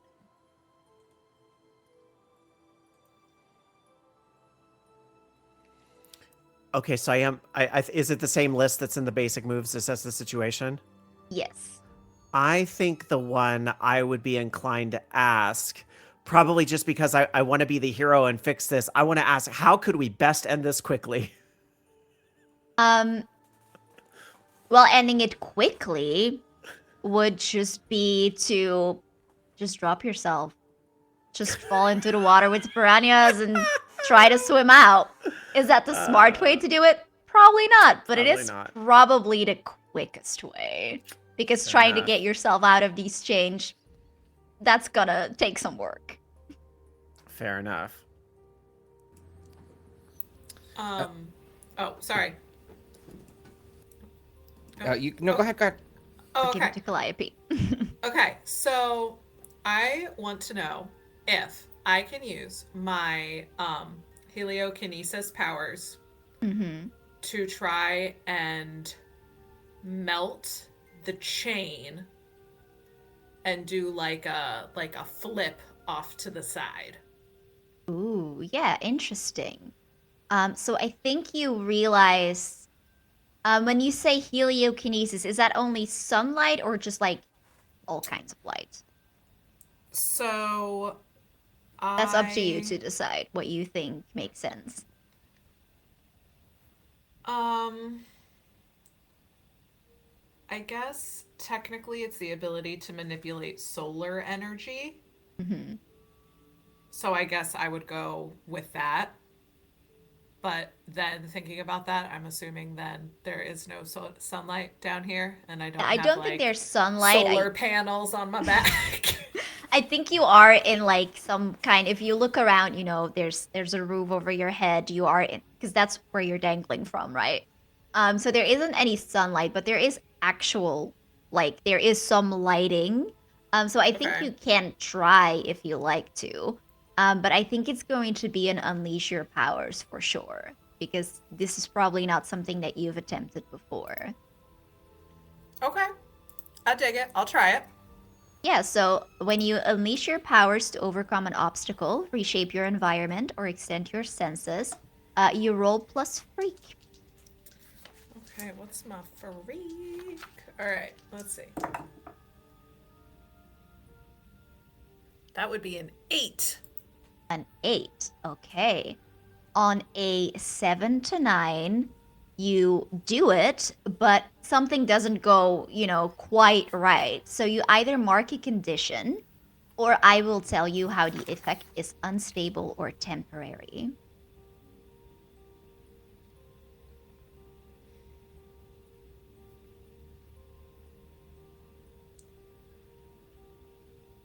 So I feel like if it's the type of thing where like the result is I would fall in the water and I'm completely soaked and like my mascara is dripping and like Mhm. all of my makeup and like all of my clothes are a complete wreck, then I would feel insecure. Um, but yeah, I don't know. I'll let you choose. I'll let you choose. I think that makes sense to me. Okay. Unless, you have flight and you don't fall into the water, but Oh wait, I maybe. do have flight. Yeah, so you could say that. I think how it could potentially be unstable is once like you make your way through and you realize, you're free, you're flying, you kind of have your moment of, haha, I got it. And Yeah. then you see all your teammates just drop and you realize that all these chains were connected and now your weight isn't on one of the chairs anymore and your teammates are just dropping. Ooh, I'd like can to react. Absolutely. I as well, but I'll let you go first. Absolutely, you can. Uh, in Um, in this moment, I was gonna also forgetting that Calliope can fly, assuming she was going to fall, Beryl would use her solid light projection to create sort of a fun slide for us mhm. to the ground and create these like tubes for us to fall into, so that way we don't hit the water and wind up together on like the side, the side of the room. Okay. Um, Is that also unleash power? Because that's one of my abilities. yes, I was going to say like normally I don't think this would be an unleash because I think like this is something you Oh, can do, but I think like the sudden drop, like just this oh, disorienting feeling, that will make it an unleash. okay. I'm actually a super freak, so I have +3. Amazing. So that's 8 on the dice plus Hmm. 3 is 11. So on a hit, you do it. Yeah, tell me what that looks like. So on this, I see Calliope sort of melt the chains for all of us, and she's about to fall, and I'm like, "You got this!" And as our chains fall, I sort of create sort of a fun time slide that's sort of like a funnel that catches us, and then it turns into like a loopy, like a water slide at a water park, and it down towards the piranhas, but then off to like the ledge where there's like ground for us to slide to. Absolutely. You all slide. Uh, pelican, you do slide along with them, but you're still bound. What do? You're still bound to this chair. Well, there's two things I'd like to do. First, I want to see if I can use my elasticity powers to stretch my mouth out and break these chains. Absolutely. I think as you start to do this, you feel that these chains, it's almost like they were specifically designed against to withstand superpowers. Like you feel like normal chains, which I assume you've been trapped in before, they would have broken already. But this is something different. And I think for you too, I would like an unleash your powers. Right. That's gonna be a 10. Oh, well, you do it. Tell me what it looks like. So you see my beak to stretch double, triple its size as it shatters the pieces of the chains down on the ground as he flips and does unnecessary acrobatics before searching around, looking around. And I also would like the second thing to do is to I've been reading the files. Do I recognize this place? As I kind of want to assess the situation, but dig into my mini computer that comes out of my long jaw. And begin typing to see where we are and try to suss what is around us. Absolutely. Yeah, I think you are all safe for now. I assume that either Sep gets himself out of the chains or someone helps him. But there is a moment, there's a breather. The piranhas are still snapping, but you're not dangling over them anymore.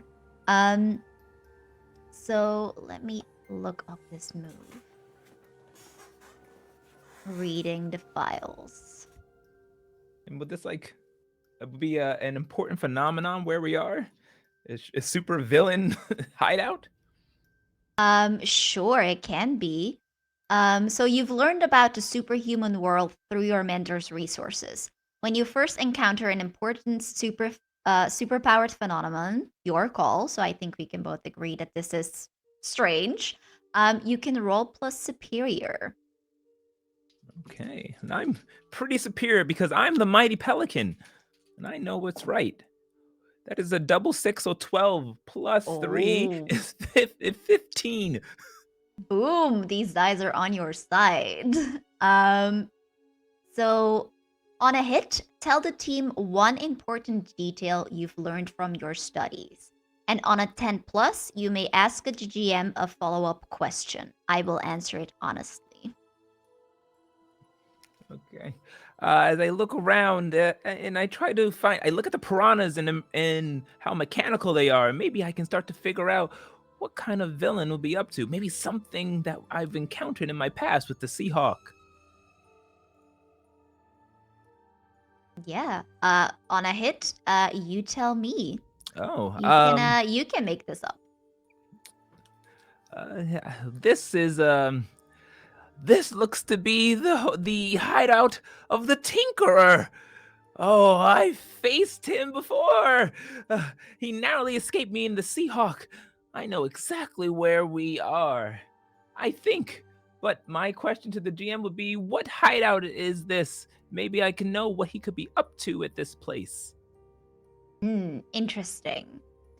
So I think you know that the Thinker is like his whole thing or their whole thing is they like making stuff, and that includes layers. So that is why I think he has eluded you and the Seahawk so often, because every time you're like, oh, we found him, we captured him, we found a layer, he has one somewhere else. So I think like pinpointing where exactly, given that at least currently you are still in this basement, you think it might be somewhere, where there's a body of water, because you would have, you know, gotten these piranhas in like this water somewhere. But I think for now you just know that if it is the Tinker, and you're pretty sure that it is, this could be one of the many layers. And you have a notion that often these layers are like somehow connected. Well, he goes typing on his computer's mouth. I hate that this is connected to his other layers. If we kind of look around, we might be able to find a way out. You got that? It's jarring every single time, even though I've seen him do it many, many times. Other humans don't do that. I mean, there are things that are called like pockets, made of cloth, or even like a stylish purse could just look like mwah, just perfect. And then it's not the whole like regurgitation type thing that's sort of a little cringe. Yeah, my powers are beyond the knowledge of mere mortals. What do you think about that, Seb? Well, I mean, it's pretty. You're right. It's not something you see every day in humans, but I mean, it's pretty cool that Pelican can use his abilities in these very special, unique ways to find these very nuanced things to help us in these situations. So, I mean, go Pelican. I think it's great. Huh. Yeah, I didn't know that, so absolutely. Under my breath, I just sort of mutters like, "I'm not a mere mortal." Ugh. I'll say, like, don't worry, we're cosmic being besties. Okay, that does make me feel better. So I think, Seb, earlier when you were telling the Pelican that you think is really great, I would like to direct everyone's attention to row 51 on your character keeper. Um, and you all have team moves. You have two of them. And the beacon has one. When you share a triumphant celebration with someone, tell them how they're awesome and add a team to the pool. If they tell you how you're awesome in return, add another team to the pool. And I think we were kind of hitting that vibe. You just you mentioned to get out of these piranhas and you were telling like, "Hey, I think it's really cool that you have these powers and you use them so creatively." So I am going to add a team to the pool. What that means is essentially it's mechanical. It's a resource that you can spend to, if you explain to me like how you can help in a situation, you can add a +1 to a particular role. So let's say, like maybe your slip and slide like wasn't perfect and Calliope like saw it and she's like, "Oh, I'm just adding like that little bit of extra light that you needed." For example, it's basically like how well are you working together as a team. So having a lot of it is great because then you can add a lot of, you can make your roles better essentially. So you always start out with one. And because of this, we're going to add one. And if the Pelican feels like telling Seb that he is also awesome, we could add another one. Uh, you know what, Seb? You're all right. You'll learn more. But as we go on, and I'll make sure I lead you all to triumph. But have I been a good leader? Right? I'm doing pretty good, right? Could I also use my team move as I need that reassurance that I'm a good leader? Absolutely, yeah. So If can you someone read gives it your to me. team move for me? Certainly, certainly. So when you share a triumphant celebration with someone, ask them if you're a good leader or an effective teammate. And I'm asking this to everybody. If you say yes, then my mentor gets -1 influence and I get a potential. If you say no, though, I will get +1 towards my mentor's label, and he gains influence over me. And his label is danger. Have I? No? So what do you all think? Well, I you mean, did get us information about this situation. It might not have been the really cool slides that got us down from the. and Calliope got us out of the binds with her heat and sunlight. Sorry, Pelican. Oh, I mean, okay, so here's the thing. I think that you are doing an outstanding job Me getting too, started me with this too. team. And I think, we just have room to grow. There's just always room for growth, being a leader. It just takes some time. And like, you are going to get there, and it is going to be just super fly. Oh my God. I think in the moment I'm more recognizing a little bit of frustration here because Calliope had the her powers that were used. There was the slides and everything, and the Pelican even I'm noticing like, oh, the Pelican was able to internet very fast and deduce where we're at. Meanwhile, what did I contribute to this situation? I recognized that the only sure thing was a quick death if I wanted one. So I think I'm feeling a little bit of like I wanted to be a hero too. So I think that's why I'm not so Mhm. quick to just pat Pelican on the back, as I'm more kind of, I don't want to say I'm sulking because I'm relieved to be out of the situation, but I'm just more a little bit like, Absolutely, yeah. I think Pelican. I think that's a no. I think you're taking that +1 forward. Um, Towards yeah, danger. absolutely. I As you're all standing there, you suddenly hear like zzz, bzz, bzz, bzz, and all these lights suddenly in the wall flicker on, and then you all have 1 second to just think duck and flatten towards the ground, or maybe Calliope flies up all the way, and these lasers just start shooting out. What do you do? I probably fly up. And I feel like if I can, I'll probably try to take whoever is the person like next to me if I have that time to like grab them and pull them up with me. Who do you think you grab? Is it Seb? I feel like besties come first, Bestie. and I would Absolutely. probably pull Beryl up. Oh, Absolutely. I'll go with Beryl. I probably like we see in this moment that they are light. Yes, they're like lasers, and they're like zooming, and I think like one of them hits some like hits the glass of the vat, and the vat just like all the water goes everywhere. The piranhas are like flopping now, and they are sharp.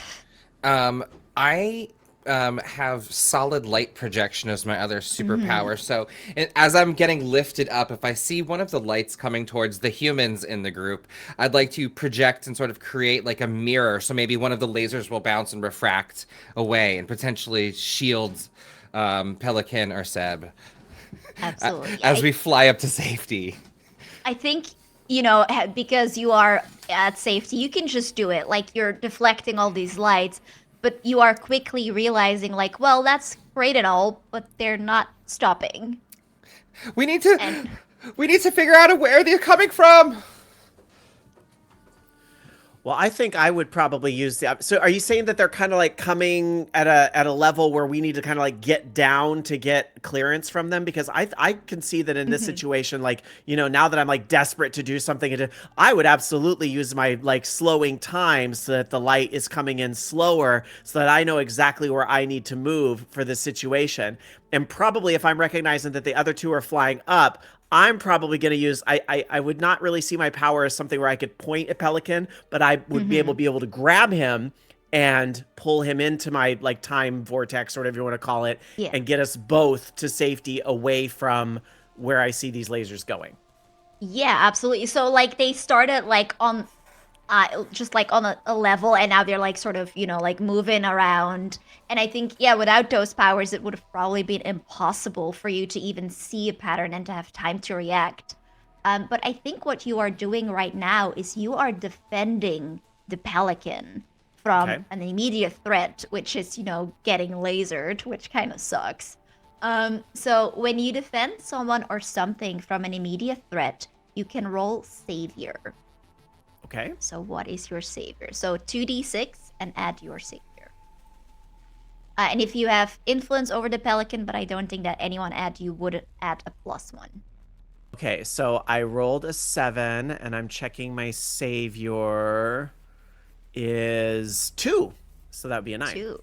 So on a 7 to 9, it costs you. So on a hit, you keep them safe and you choose one from these options. But on a 7 to 9, it costs you.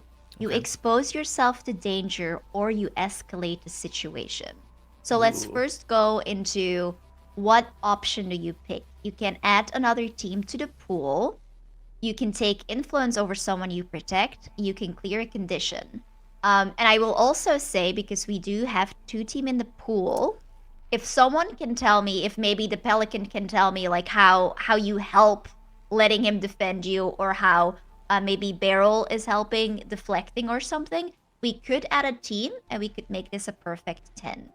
Sure. You don't have to do that, but what do we think? I was gonna actually this would be better. I was gonna do the help move, but actually Oh. yes, I would rather do this one, use the team because I want to be able to give out orders. Seeing this happen, I'll be like, Bell, right? Use your light powers there. Calliope, make sure you keep everyone safe up there. And here, use this gadget. I'm gonna throw down like some like a light refracting gadget similar to that what Beryl has used to aid, not as powerful but enough to block the surrounding area of me and Seb, and see if we can use that teamwork. Even though half the team already did what they were doing, he definitely barked the orders that you had already done. I Now, love that. now I think So in I go would ahead. say my character recognizes that him and the pelican are sort of in a different time right now than the others because I'm touching the pelican, but I'm not touching the others. But I'm not going to tell him that. I'm going to let him think he's doing awesome. That is amazing. So because it's a perfect 10, you do it. This doesn't cost you anything. You can add a team to the pool. You can take influence over the pelican for protecting him, or you can clear a condition. What does clear a condition mean? So you currently, I don't think you have any conditions. But if you Oh, look like up, angry or one of yeah, those type of things. angry Okay, and all okay. these, that is a way to possibly clear them. I would say maybe we'll just put that team point back in the pool. That makes a Okay, lot of sense. Yeah. absolutely. We put the team back. Um, so yeah, Pelican, you've been whisked to safety. You are barking out these orders, but the fact still remains that you're in this room with all the lasers going off. What do you do? So I have the three things that I was able to get from my, or actually powers. One of my powers that I have is that I share Mm-hmm. with my mentor is the ability to use technology and gadgets. So I would like to have, like, let's say a a special gadget, a mobile light refraction tool. So, because I've studied the abilities of Beryl and everyone's abilities, so I have a mini version of all their abilities in the fact in tech. So this one, I want to use her light abilities to kind of make a wall that we can use to push ahead and walk through to the other side of the room as all the lasers bounce off of it. Okay, interesting. Um, so I think let's see, what are you doing? Um, so if you are using this gadget, I think that is also an unleash. Yeah. That makes the most sense to me because you're like trying to make space for you and your companions. All right. So, roll plus freak, please. Okay, I don't have much freak because, I mean, I am pretty freaky, but yeah, just 0. That's 7. That is 7. Okay. So, as said before, on a 7 to 9, you do it. But you either mark a condition or I will tell you how it is unstable or temporary.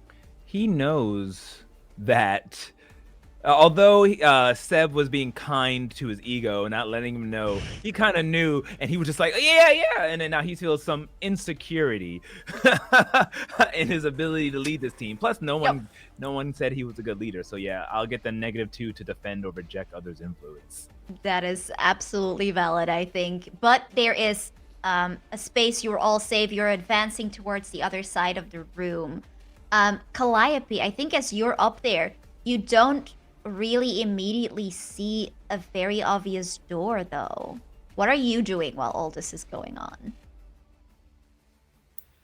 I think I would be trying to sort of see where our way out would be and like which direction we should be going. Mm-hmm. So I feel Yes, like that assessing the situation type of deal. absolutely. Yeah, I think like you're from your vantage point, everybody else is keeping the lasers at bay. You have a moment here to look around. Roll plus superior, please. So 2d6 and add your superior. All right, that one's a good one.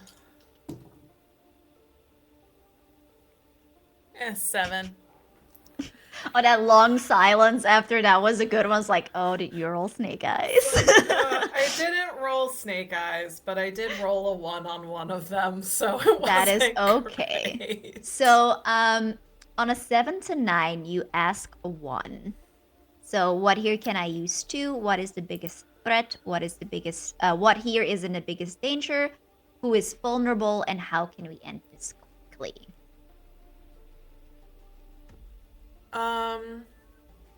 I guess what here could I use to make a doorway? Okay.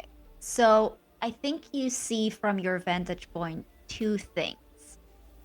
You see, perhaps with advanced alien sight, you see there's like a very small seam in the wall, and you do have a feeling that maybe if you know like the right way to open it, it could possibly open. And it's like, it's quite obvious to you, like the physical door.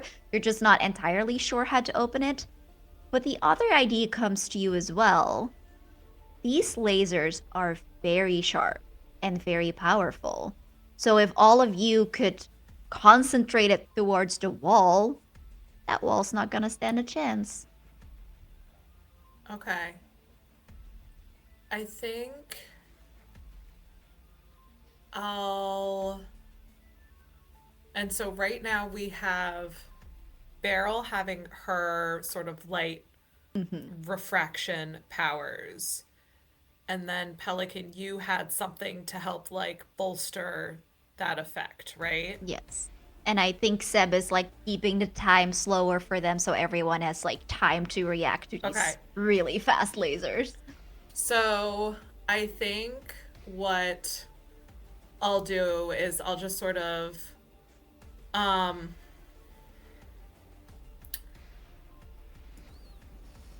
we have the little the communicator, right? I do believe gonna, so, like- yes. Yeah, you'll have it. The Peliphones. Yes. The telephone! Oh my Yes! god, yes. Yes. I'm going to specifically talk to the Pelican, and I'm going to say, tell everybody to point the lasers at that wall. Because I want to give the Pelican a chance to be the leader that he wants to be. Oh, you know what? I'll ask this to you, Pelican. So knowing that Calliope, tends to be very cheerful, but maybe not always like as connected to human emotions. Do you see this as like a sign? Do you like get what she's trying to do? I get what she's trying to do, but I understand, and my insecurity is doubled. If I could do another insecurity, probably would. See, because I was going to ask, do you think it could trigger a comfort and support, or do you feel like it's the wrong way to go about it? This wouldn't comfort me. I think it would trigger comfort and support, and depending on the role, I will leave it up to the dice for that one because it could comfort and support him. But So yeah, when you comfort or support someone, you can roll plus mundane. So comfort and support is another great way to get rid of your conditions. It's like essentially when you share a moment with your fellow heroes. It can be like something as short but meaningful as this, as Calliope, giving the spotlight to someone that she knows really wants it. Or it could be, like a whole heart to heart. We're sitting on the rooftop, we're drinking, we're having nice snacks, and we're talking about all our big feelings. But yeah, what do you think, Calliope? Do you think that this triggers that move? I think so. I think I'm just trying to set him up for success. Mm-hmm. And I do think that there's sort of this element too where it was like after the fact she can sort of say, see, I told you you were going to be a great leader, and just sort of like do that sort of like both. So like it's a way, it's like I'm comforting you, but then I'm also Comforting myself. comforting myself and saying that I did something right. That is fantastic. Yeah, a roll with mundane for me, please. That's me rolling with mundane.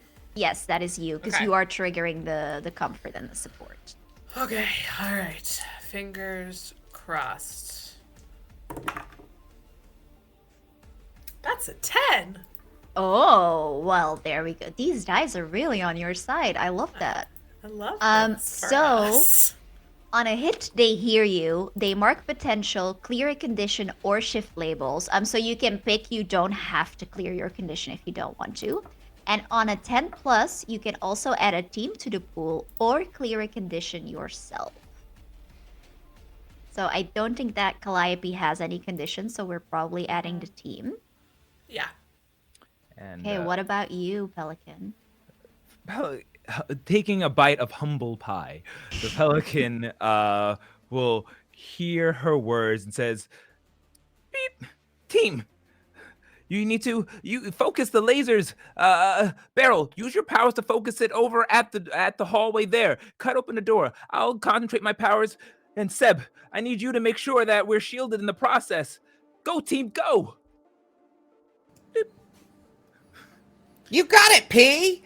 And I'll make the makeshift mirror thing that he has and sort of stretch it and create an additional layer to try and capture more of that light, and then start to swivel it so that way it refracts towards the glowing part in the wall that Calliope pointed out or illuminated. And I don't think I have a lot of time to participate in the conversation because I'm focused on the time-moving task at hand. But I'm feeling very good about now that I'm recognizing where I'm fitting in and how I'm helping. Yeah, I think all of you are working together and you redirect these lasers. We see, we see almost in slow motion, we see panel by panel by panel. We see how the light is shifting just a little bit. We see everyone getting ready, and then we just get this huge panel of BAM! This ball is just exploding. There's debris going everywhere. The walls shake with the power of it, and then all the lasers goes and they just stop. Good job, P. Ha, I knew I could lead us to the proper outcome. Well, my name isn't the Pelican. See, I told you you were going to be a great leader. And I do just the slightest wink. I blush heavily, looking away. The Pelican's 14 years old. 13, 14. Any kind of wink is just whoa. Ho. And I'm like, oh, do we get a moment to catch our breath? Oh my gosh, that's awesome. Oh, did you see what just happened? We were hovering over these mechanical piranhas and then laser beams are coming out and oh my gosh, wow, we really got out of that situation. That's incredible. Well, of course we did. All in a day's work, team. I've trained you all well. Seb, I don't know if we would have been able to manage if you didn't slow those lasers down. They move really fast. I couldn't have pulled up a panel in time if it wasn't for you. You're really cool. Oh, you did an awesome job putting those panels up where they needed to go. We couldn't have done it without that. Do we think that we're once again triggering that T move of Seb? Oh, maybe, yeah. I was also going to say I sort of have a similar move where it's when you share a triumphant celebration with someone, take influence over them if you show them meaningful affection, physical or emotional, and they decide if it's meaningful. So I sort of feel like that wink of just I got you sort of fits in that track. Yeah, what do you think, Pelican? Do you think that, and maybe combined with what happened before, do you think that's a meaningful moment for you? Yes, I do think so. No one has influence of me except for now. Except for now. Okay. I'm just so talented. Oh my god. Incredible. And then for step ones, so you told them how they're awesome, and you were told that you were awesome in return, so we will add 2 themes. You guys are rocking it on the team. Seb, what made you really happy or proud about the actions you took today in this moment? Well, I have to admit, at the beginning, I was getting a little bit frustrated that I couldn't figure out how to help. But then, when those laser beams came out, and I knew I had a purpose. I knew I could help in this situation because I can move faster than laser beams can. And I knew that I had something I could do in this situation. So that made me feel real good. So would you say a superhero should always act in a time of need immediately? Well, I mean, when it's the difference between that or getting severed by a laser, absolutely. You don't have time to think about that. I'm going to take the lesson a superhero has to act immediately from I a lesson love learned from that. Seb. Thanks You for hear- helping me learn how to be a better being. You hear the whir of cameras. And then all around you, this distorted voice, like it's echoing all through the walls. And it says, well, well, well. Isn't that beautiful? Aren't you all bonding so sweetly? Oh, we're such a good team of young little heroes, are we? Let's see how long that lasts. Ah, and do I recognize this voice as the Tinker indeed? I Or do think it's like too distorted to really tell, but it does like you feel like this is something that the Tinkerer might do, right? All right. Can I assess the situation then? See if I can see where we're what's around us and really understand what we're up against. Um, you may assess a situation, but I can also suggest to you if you want, if you like play this out a little more and like try to talk a little bit more, you could potentially pierce somebody's mask, which means it's like basically like a social assess a situation. It's like you trying to figure out like what are you up to? What is all this? So I Who think are you? either way, whichever you think makes more sense. No, I'll dig in a little bit. I may need to use that in a little bit. Who are you? Who did you bring us here? Is that you, the Tinkerer? I know this is one of your tricks. Yes, you know everything, don't you, Pelican? Always you have to know more than your teammates. And yet, do you really think you can lead them out? Do you really think you've got what it takes to be the sidekick of the Seahawk? And we are going to trigger shifting labels because they are telling you that you are just a normal person. You are not as smart as you think you are. So they are shifting your mundane up and your superior down. Now, you don't have to accept that. You can reject this influence because they are presumably an adult villain, although we don't like know exactly who they are. But that means that by default, they always have influence over you. But you can reject that influence if you want to. Oh yes, you can't tell me what to do and how to feel. So to reject influence, you roll just 2d6. But I think unless you cleared insecure, it might give you a minus. I don't know if that's the one. Yes, insecure is clear because when Calliope talked to me, it was clear condition, and Okay. I cleared that insecure. Then you just roll 2d6 flat. You don't add anything. All right, that is a 5 plus 1, 6. Ooh, a 6. Okay, our first miss. So let's see. So on a miss, let me see here. So on a miss, their words hit you hard. Mark a condition, and the GM will adjust your labels. So I think despite you, trying to tell them that they're not right, they don't get to talk to you this way. Like, what is it about their words that hit you so hard? They compare me to the Seahawk and I really want to make sure I live up to his expectations. Maybe I'm not as good as my mentor after all. Maybe Calliope was wrong. And I will take the insecure once again. Okay, and I will shift your labels, as I said. I think maybe like standing around here and kind of, realizing the fight that your real moment to shine was because somebody else gave it to you, or at least maybe that's how you feel in this moment.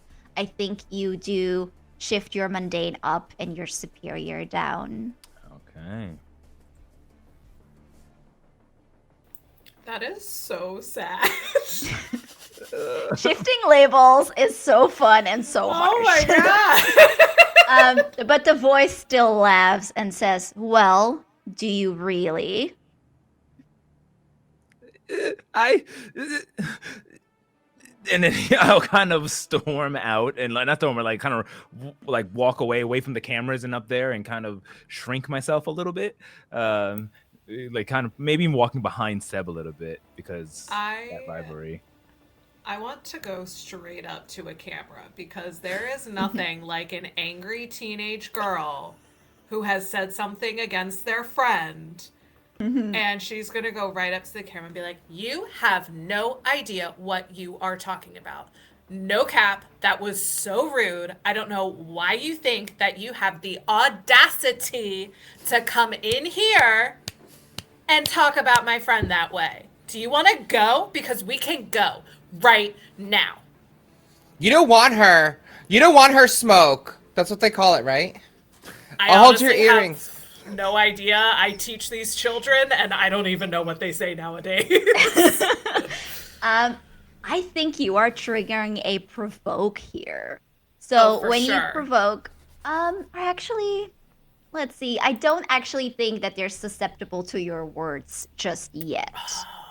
Um, because you don't get the idea that this person quite cares about you. I think what you could potentially do is like try to like draw them out a little bit to pierce the mask.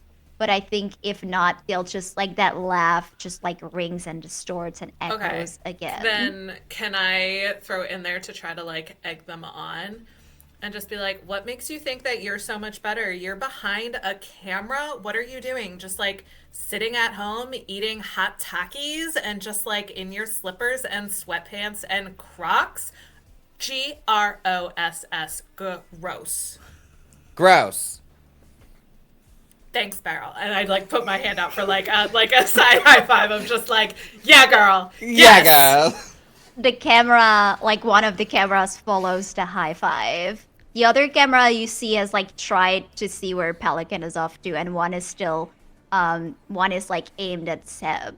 But the voice just laughs and says, "Does that make you feel better, girl? Because I'm not impressed. At least I'm eating. You're in a basement, and your skin looks terrible." No, you didn't. So I want to ask, in all seriousness, how how devastating is that as a comeback? I mean, I worked very hard on making my skin glow before our training regime, and the fact that it has held up as it has through being attacked by piranhas and lasers, I am severely offended because they have no idea how much time it takes to look this gorgeous. Mhm. In that case, I'm going to ask you to take a powerful blow, an emotional powerful blow, because this croc wearing, potentially Yes! taco eating person told you that your Yes! skin does not look great after I insulting mean, your friend. It's that madness. that is unforgivable. It is unexcusable. So roll plus your conditions, please. Roll plus my conditions. So I don't have any conditions right now. So then you would just roll 2d6. Just 2d6. Okay. And this is a roll that you want to have a low result on. Okay. Dice, please do me. Mwah. Okay, that's a 6. Okay, that is perfect. So on a miss, you stand strong, mark potential, and say how you weather the blow. So how do you come back from this devastating insult? I look, I go into my bag I pull out like a tube of concealer and I draw the silhouette of a middle finger on my face. Fantastic. And I'm just like, you want to go? Like, this is on purpose. Oh, don't you worry. We will have plenty of time to go, as you so eloquently put it. And I want to ask you, there is something about these cameras, or maybe the way that you're like being talked to or that you're being filmed, but it almost you are in charge at home of entertainment industry, right? There is Mm-hmm. something here that reminds you of that. What is it? How do you know that these cameras, this whole thing has something to do with your home?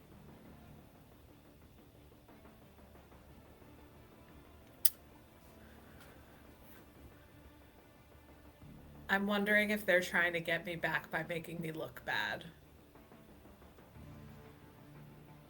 and broadcasting it all over my planet.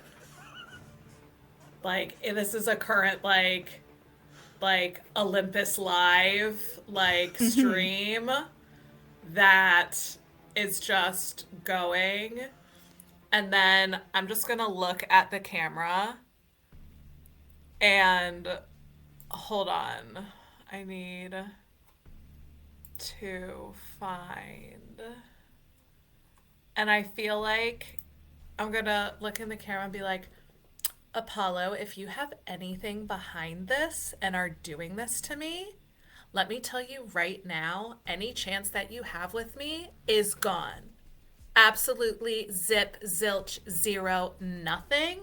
So good try to get me with you, but it's just not gonna work. And The, Daddy, I'm still staying here. Don't pull this stuff on me. the camera immediately clicks off. You have no idea if that was in reaction to what you said or not, but it goes dead immediately. And I I want just to know, yeah. oh, go ahead. Oh, I was just gonna say, ugh, men. While all of this was going on, Sep, what have you been doing? I feel like I'm kind of in part I'm kind of fascinated with what's going on with Calliope's like doing with the because I'm kind of like fascinated with her like just how she's owning the situation and everything. But there's also a part of me I'm part comforting Pelican as well, but I'm also kind of wondering why didn't we just go through the door that we opened? Like why are we staying here? We're kind of sitting here with all these cameras going to war, and so I'm sort of trying to assess the situation of wow, I'm really fascinated with this argument that's going on and how she's potentially telling off her entire home planet. But like, should we leave? Should we? Should we leave? Um, yeah, absolutely. I think if you want to, because you have like a little more time now, you could use your straight up creeping here. So when you scope out a person or place, so tell me if you want to like get a feel of the place or if you want to get a feel of the person. I don't think I would be really scoping out like what's going on with the camera and the monologue and all Hmm. that. I think I would be more a little bit focused on like the place and trying to figure out like where might this lead? Like how are we going to get out of this basement and back to our homes? How are we going to get out of this situation? So I think I'm more like scoping out the place. Absolutely. Yeah, roll with mundane for me, please. So Okay. 2d6 and add your mundane. All right. So I got a 7. Boy, I keep getting those, but let me see my mundane real quick. I think it's oh, it's 2, so 9. A 9. Okay, so on a 7 to 9, you ask me one question from the list. Is that same list from before? No, this is a specific list from your playbook move. So you can find it on row 26. Okay. So, what is my best way in or Oh, right. out? What happened here recently? What is worth grabbing? Who or what is not what they seem? Or whose place is this? Hmm. I think in that moment, even if it's not maybe the most logical, I think in that moment my character is thinking, what is the best way out of this place? Hmm. Um, I think for now, what you see is it kind of fills you a little bit with trepidation, but you can see that like cameras and lights, and it's almost like, like a guided way to an emergency exit. And you do see Mm. that they're like making a clear way. So it's kind of, you have this feeling like, hmm, that, that's probably the way they want us to go. So Mm. there's going to be some danger there. But it also does seem like it's probably the way out. For certain, like going back, you don't think that there's any use in there because they're like thick concrete walls. You have no idea where you would be breaking out. So for now, you think the best thing to do would be to follow the cameras. Okay.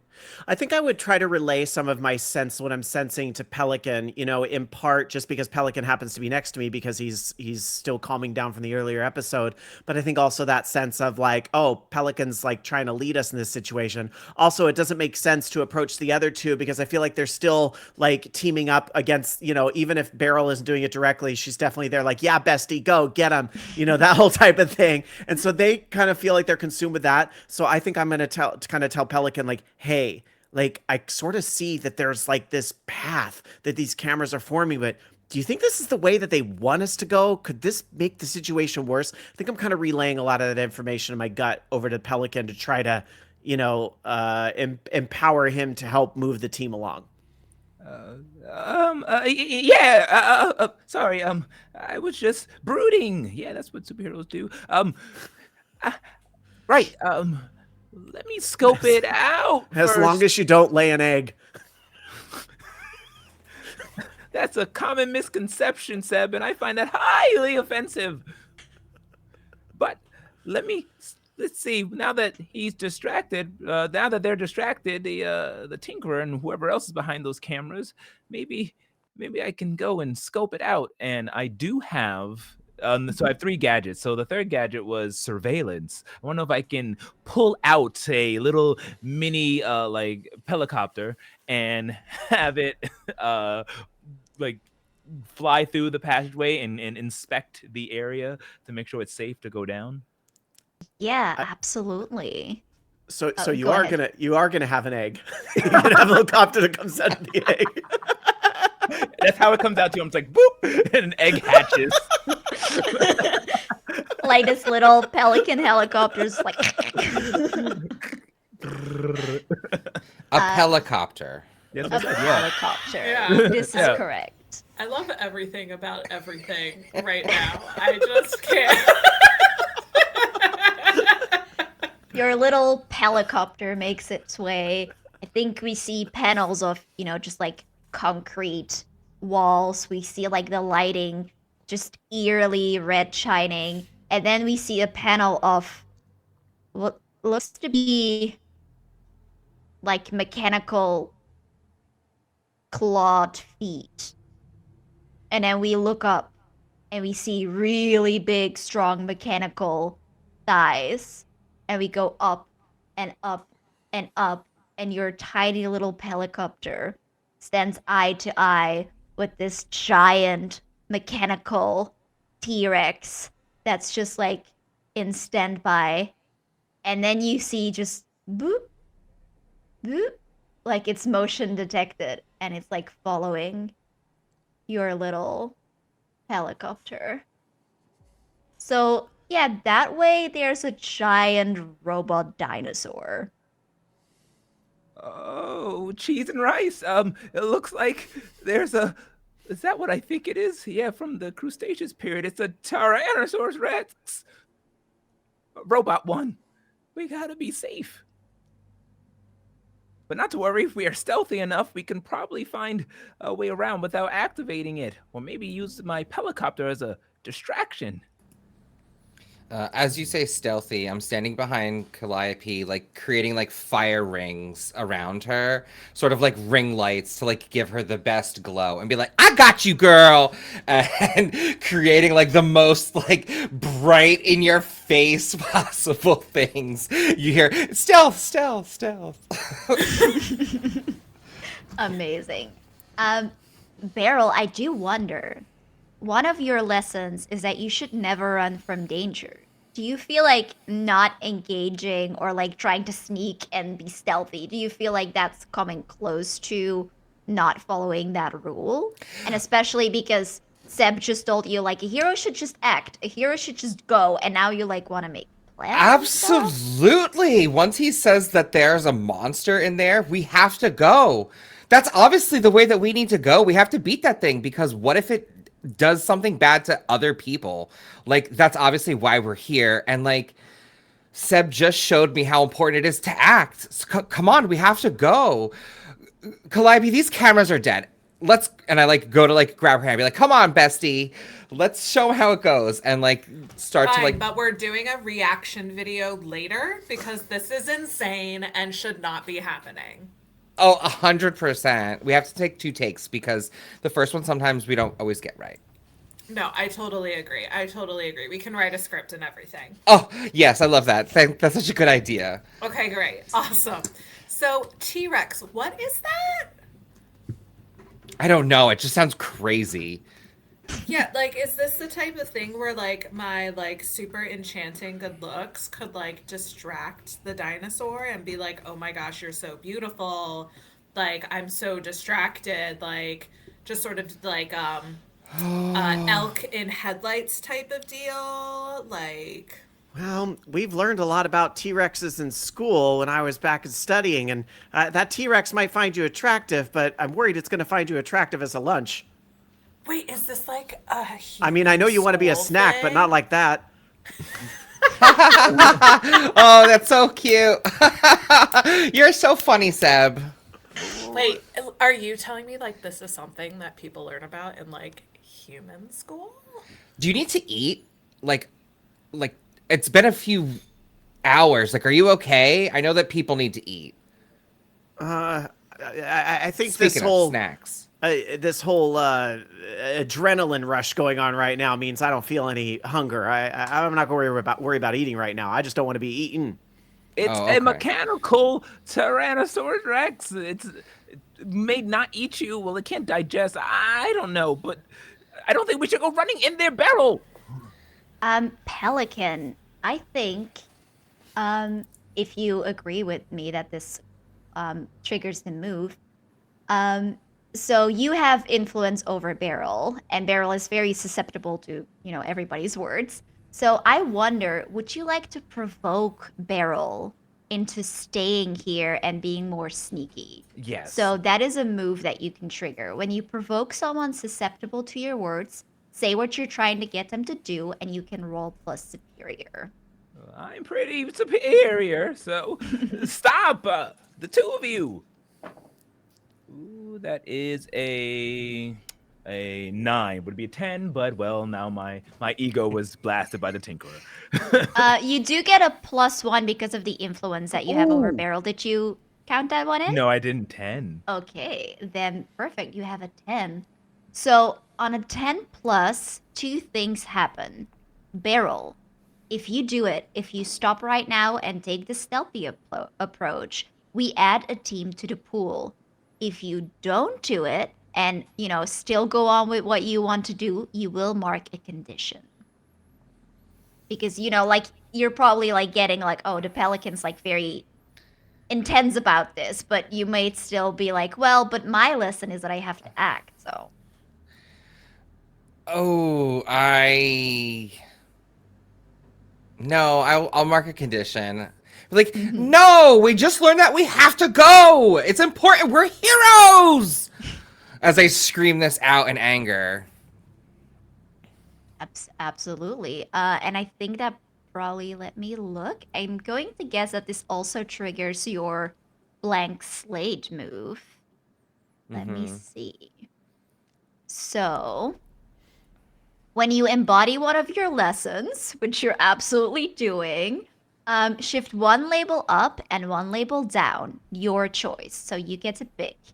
If you cause a misunderstanding, collateral damage, or unintended consequences in the process, mark potential. So we'll have to see like how it plays out, but I think you charging the mechanical dinosaur is definitely going to create some collateral damage here because it's going to attack, right? So I think you can mark that potential. And what labels are you shifting, do you think?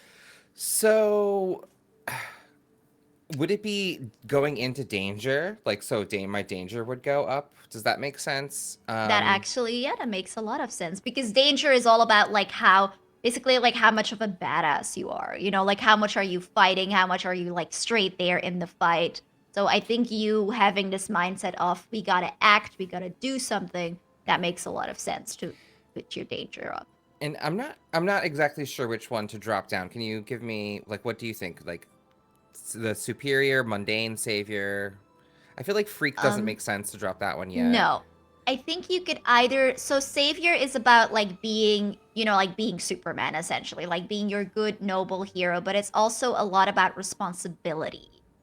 So potentially savior going down in the Yep. sense of like I don't want to think about the consequences, I just have to act. Yep. Another logical one would also be your mundane. You know, somebody's acting telling you like, hey, that's dangerous. Normal people would be afraid and would be stealthy. And you're like, I'm not normal though. I'm a superhero. Like, what are you talking about? Yeah, my um, mundane is already -2, so I'll take the minus. okay, I'll take my savior from 0 to -1, and absolutely. go with that route. Be like, no, we have to, uh, act and it Hmm. doesn't matter what happens afterwards. Who cares about consequences and Right? logic? Like we're, you Whatever. know, like no, like let's light the way. Like now, they already know we're here, so like, come on, why hide it? Like, and I'll create like glowing like rings of sort of like fire bangles that I like sort of jingle around me. That I'm like, no, come on, we're tussling now. Amazing. So I think we get a panel of everybody rounding the corner, and then the T-Rex is going to activate, and we're going to enter battle as a team, which is like a combat phase, basically. But before that, I would love to know what is sort of like. So we know like the last panel that we see from Beryl before the fight is, you know, like the fire bangles. I would love to know, like Calliope, what's like this one panel that we see of you right before the fight starts? So I had taken the concealer to do the middle finger to say screw you to uh, Apollo and my father and everybody else on my planet. But I think I'm also like gonna take like go into my bag and like get different like eyeshadows or whatnot and just like drag it across my face like Warrior warrior sign. makeup, just like huh, and just be like, all right, let's go. Fantastic. What do we see of you, Seb? You know, I think in this situation, I think I was actually considering for a minute, should I have used my power to actually run, get Beryl, and slow her down so that she couldn't run into that situation? But I sort of felt that, like, I would probably still be a little bit tired. I don't think, like, moving time Mm, is something I could just do continuously as much as I want. I'm probably still a little bit, like, recognizing that this is the situation and what's coming up ahead. I've got to kind of, like, save my power to confront this T-Rex sort of thing, knowing that that's coming. So I think in part, I may be, like, kind of, like, a little bit in thought, but also just kind of like gearing up. Like, I know this thing's about to happen. I got to be ready for it, type of thing. absolutely. And Pelican, what is the last thing that we see of you as your teammates are ignoring your perfect advice? Uh, uh, he runs in there and definitely using his acrobatics and slight flight ability. Like he stretches his arms out, grows a few feathers on his arms, and flaps over so that way he arrives just as, or if not, right before. Actually, no, he's the last to arrive, but he flips in front of Beryl and the rest of them, taking out his Pelosphere that he has, looking up, and he just shouts out, "Junior Juggernauts, go!" I'm still working on it. Amazing. I think with that, like the next page is this big splash page, you know, like two pages. We see on one side this robot that's like zzz, the eyes click, flaring red once again. The claws are like it's jumping towards you, and we see all of you in your different like heroic poses. And we are going to enter combat as a team.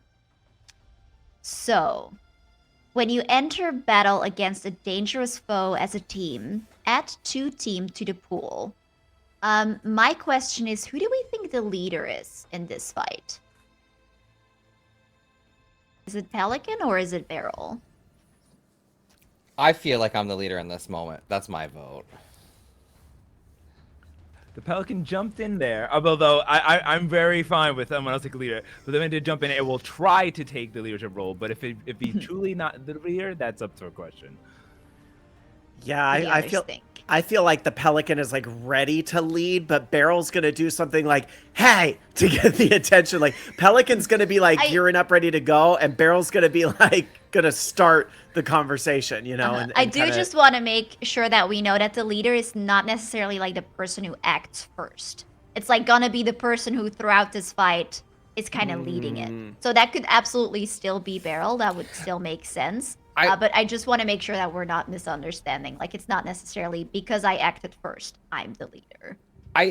Thanks for that clarification. I don't think that I am the leader because I acted first. I thought it was because of my actions and also with Seb. Oh yeah, absolutely. But if it's like going to be like for the entire battle mechanic, I would think that the Pelican is our group's leader. So I would vote for him if that's the thing, but Same, because I think he's kind of prepping to do that. yeah. But like agree. I was just saying I didn't understand the mechanic, so I felt like no, that in the makes moment that makes sense because yeah. of my 2 lessons and whatever and I stepped forward. But yeah, if it's a thing, the leader then is him. sort of like through this fight. Who are we going to look to? It could very well be the person who's like acting first, or who's like just in this moment maybe like more personally involved or something. You're but like yeah, the I DPS think... that's gonna pull before the tank's actually ready. Right. Exactly. Right. Okay, been there, done that, called out. Sorry. That was good, And yes. Leroy Jenkins. Leroy Jenkins. Leroy Jenkins. I did not actually mean for that to happen, but so be it. That's how it happened. how it works. But I will defer to Pelican then as leader. Okay. So Pelican is the leader. What if everybody's purpose in this fight? To defeat the T. Where you say, well, purpose as in way. I know definitely want to defeat the T-Rex, or is there beyond purpose, like individual? So it's kind of like in this fight. So if it's just like I want to defeat the T-Rex, that makes sense. Like you don't have to tell me like, well, I want to defeat it and then find a way out, and then like just in this obstacle, this fight. Definitely the Pelican's purpose to defeat the T-Rex, but to lead the team in an efficient way to do so. Okay. Beryl, what's your purpose in this fight? That we have to never run away from danger, and superheroes have to act. So to completely destroy this evil. Seb, what is your purpose in the fight? I have to use my superhero powers and just I gotta show off a little bit and make sure that I'm saving my team with my superpowers, showing why I belong here. Calliope, what about you? Apollo needs to be taught a lesson. Mm-hmm. And For sure. so this creature, because now I'm assuming everything in here is like manipulated by people at home, I just need to like destroy everything. Okay. I am an unhinged, angry teenager. So I'm Everything feeling must like burn. like all of these purposes are not necessarily lining up because we have like wanton destruction, we have showing off, we have want to be efficient and clean about this. So I'm going to say that you lose one of the team in the pool for that, or like one of the team that we're building. Oh no, we just don't add one. So we get two to start with. Do you have influence over everyone, Pelican? Let me double check. I do think that you do. Yes, I have influence over everyone. Okay, so then we add another team to the pool, so that's 3. So we don't all have the same purpose, so we don't add a team for that. How are you all feeling? Does anyone of the team member mistrust the leader or the team? You could have all your faith in me. Okay, perfect. So we don't remove a team because you all trust each other. And then if your team is ill prepared or off balance. So if not for the helicopter, I would have said you're absolutely off balance. This T-Rex is jumping at you, but we knew that the T-Rex was there. We like purposely, even though we're being, impetuous, we still knew it was there, so everybody was prepared to fight. So I will allow you to keep that team. So then we add 3 team to the pool. So y'all are crazy full up on that team. With that said, Team, like we expend it though, right? yeah, so you have 9 team now in the Okay, pool. so we have You went lots from to 6 use. to you have so much. So feel free to spend it. Especially I think our beacon who has a move for that. So you can add 2, I think, is the move that you picked. So with that said, this giant mechanical T-Rex, it sees you, Barrel, and it is going in straight with a swipe. What do you do?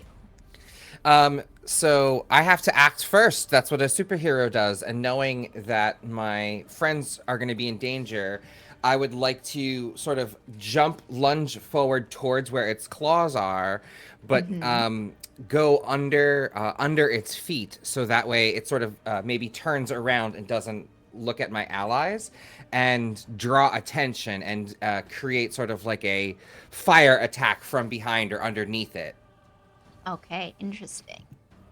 So I think in that case you are not directly engaging, but you're defending because you're essentially like trying to make sure that your teammates don't get hurt, and it's like If coming in with a swipe. Okay, if that's the case, then I will flavor my defending differently. So, because I could do that too. So, Or seeing did that you want to directly engage? Was that your intent? that was my intent. Okay, So, no, we if I can have do to, that. if I'm I have fine to, with that. if I have to forego them, potentially, I'm fine with that. We can I absolutely will. do that. Yeah, No, I yeah. will.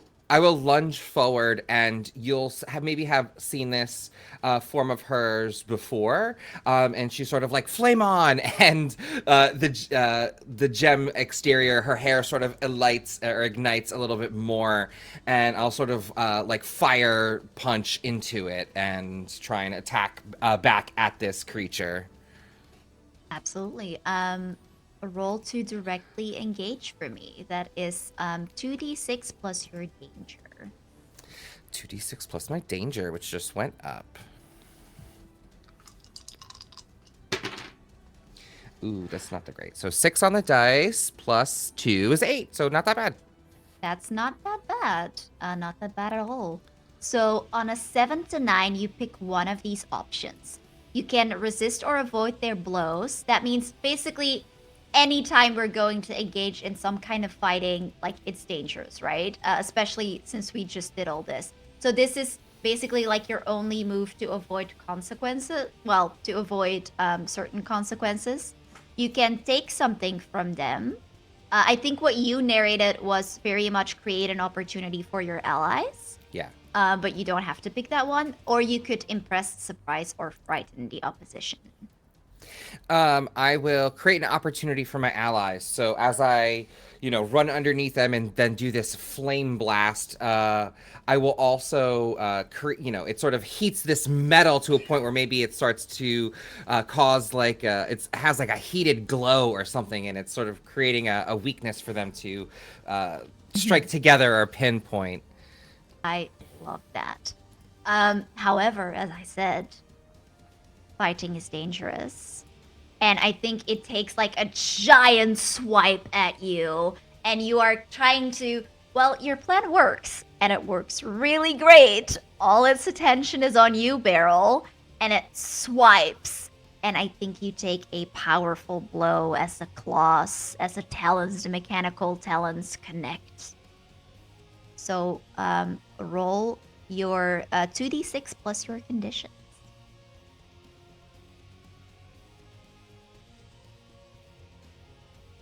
You have laryngitis. I'm just so shaking. So I'm angry in this moment, and I have -2 to comfort and support or pierce. Does that affect this or no? No. So you would roll 2d6 plus 1 because you have one condition. You have the anger condition. Oh, I didn't understand That's how it. it is. Okay, got Yes. it. Thanks for that. So like your conditions are basically like in a sense, your hit points, so to speak. They're like how well are you mentally coping, and if you get to too many, you just have to go. Like it's too much. You need Just to too go. much. Can't got it. So that was 3 on the dice plus 1 is 4. Okay, perfect. This is the one roll that you absolutely want to miss. So on a miss, you stand strong, mark potential as normal, and say how you weather the blow. Beryl is an elemental being and a true crystal gem. So her fire form sort of dissipates or sort of falls back. And as it tries to punch in there, she sort of connects with the earth and pulls up this earthen shield to create and soften the blow. And it doesn't impact her as much. So I'll defend using my earthen elemental aspect of me. Yeah, we see like a panel of these metal claws on this earthen wall. There's like sparks of fire coming off it, and we see that this mechanical T-Rex is sort of like almost like cocks his head like it's recalibrating, and then just like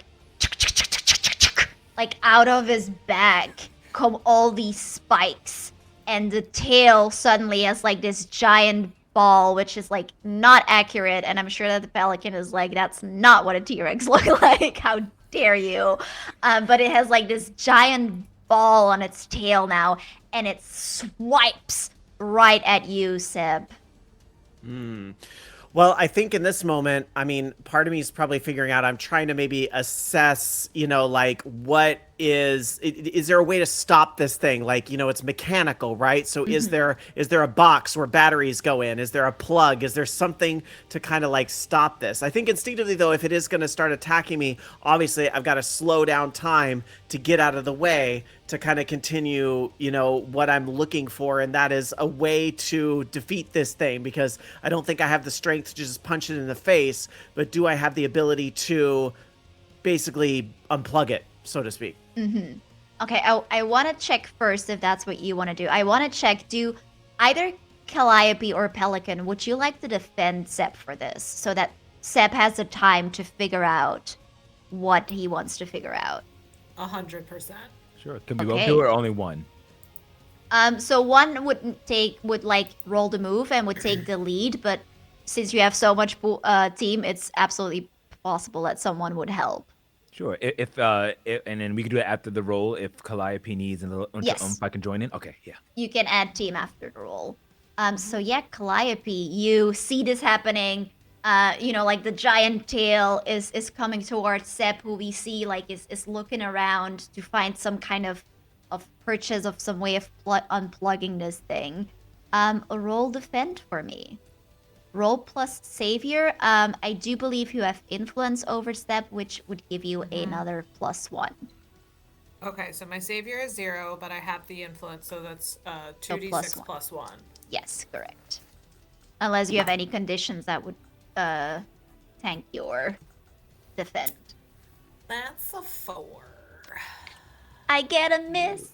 I get a miss. I mean, oh no, that's so sad for you. I'm assuming I mark a potential. Breaks my heart. Yes, unless we do have a giant amount of team. If I guess the Pelican and maybe Seb with his move can tell me like how we're working together to give Seb this time, then we could potentially make that a 7. In which case, if we do bump it up to a 7, you wouldn't get the potential, because then it's not a miss. So do we want to take the miss, or do we want to bump that up?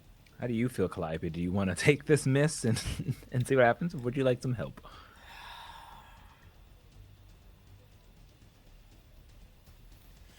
I think both would work.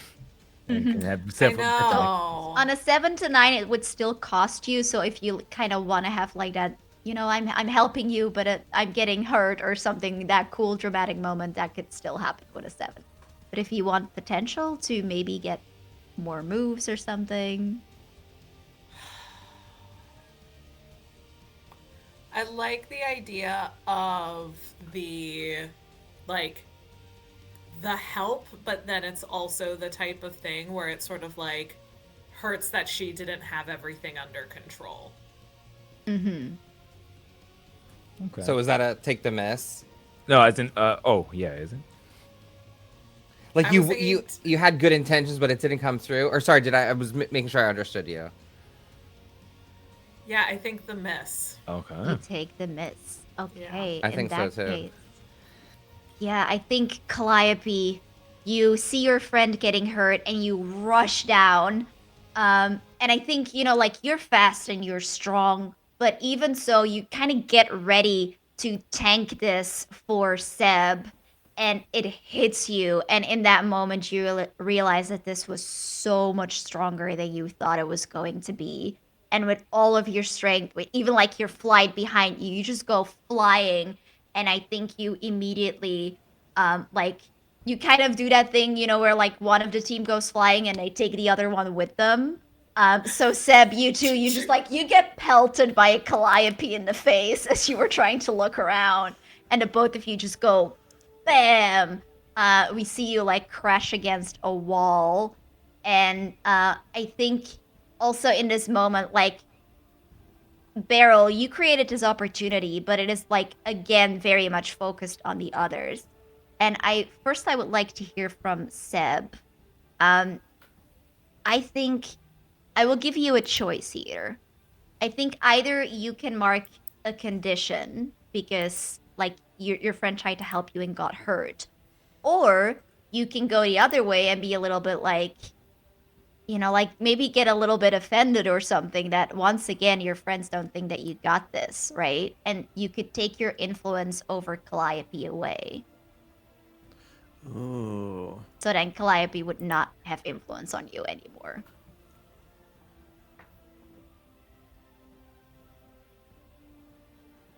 I would think that in this situation, because I'm thinking this through, now that Calliope's touching me, I can get us out of this situation because now Mm-hmm. she's touching me, so I'm going to be able to slow time and get us both. So I think logically, knowing kind of where this is going, I think it's going to lead to the influence thing because now I'm going to be the hero, which is what I want to do in saving myself and Calliope after she kind of made that mistake of jumping in there. So I'm going to use the slow time to kind of get Calliope and myself, now that we're touching each other, to get away, like basically like on the other side of the T-Rex so that it swings at something that's not there. So I think the influence thing makes sense because now Okay. it's going to be like the tables are turned a little bit.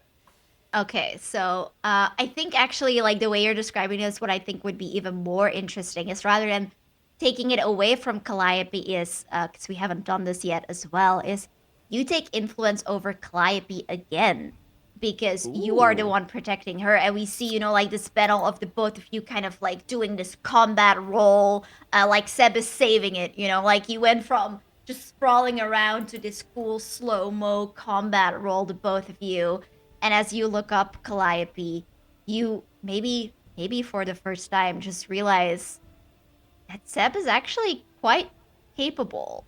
Hmm, who would have thought? And I think we will have like a brief scene in which you so you have influence over Calliope already. And you're going to take it again, which means that you can shift Calliope's labels and she cannot reject that. So either by how you Oh. act or by what if you have like a cool zinger that you want to say or something like that. How do you think you're shifting Calliope's labels right now? I think in that moment I would say, instead of like something like "Are you okay?"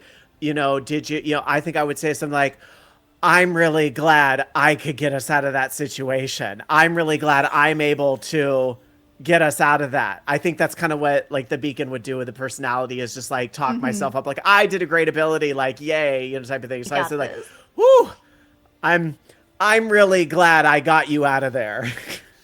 That is amazing. So what labels? That feels to me like it might be a mundane up and a either danger or freak down because you're treating her like almost like a civilian that you had to save, right? Like a very normal person Ooh. and you saved her. Or what do you think? I would think, yeah, I think mundane goes up and freak goes down. This is because the influence is taking Dang. again. You cannot reject this because in this moment, I'll ask you, Calliope, like, why does this hit you so hard? Why is this the moment that just gets you?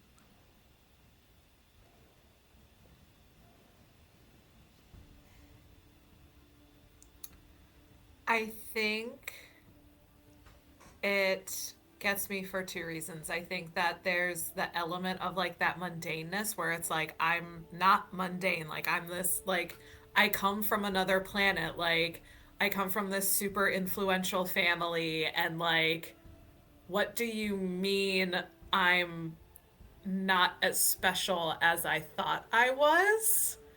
Um which I also think is just a general teenager thing too of just like how am I not like invincible?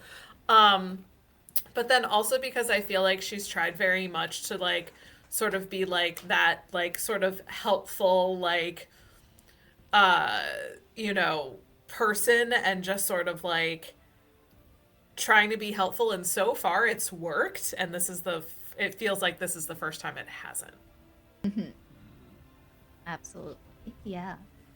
We see the both of you roll away, and the panel shows now the Pelican, who no doubt has been up to a bunch of stuff in this fight. What do we see you doing, Pelican? So you see two of your friends are now separated from you. Beryl is dodging swipes. You see that there's like a panel heating um on the back of this dinosaur. And you're here dodging, I guess, like this tail that's still swiping. Yeah, I do a bunch of acrobatic flips and stretch out my arms with real wings as I lift up a little bit, trying to play hopscotch or skip it with the tail of the dinosaur. Looking around, I kind of want to. So he's smart and he has gadgets, Mhm. and I would like to use see if I can figure out or assess what is the best way to defeat this robot, or I would like to use one of my gadgets to like deactivate in a sense, but not trying to jump Mhm. the gun, just kind of figure out where the circuitry is or whatever's controlling Absolutely. it. Yeah, I think with all the opportunities now created for you, roll to assess the situation. Okay, I'm good at that. There you Um, go. So 2d6 plus your super, superior. yeah. Oh, where did my d6s go? That's weird. Oh, right here. Oh my gonna kid you not again with the double sixes. Oh, That is the 12 pelican plus said, "This is 2. my gem." In that case, on a 10 plus, you may ask me two questions of the list. Okay, And so don't forget you take a +1 while you act on these answers.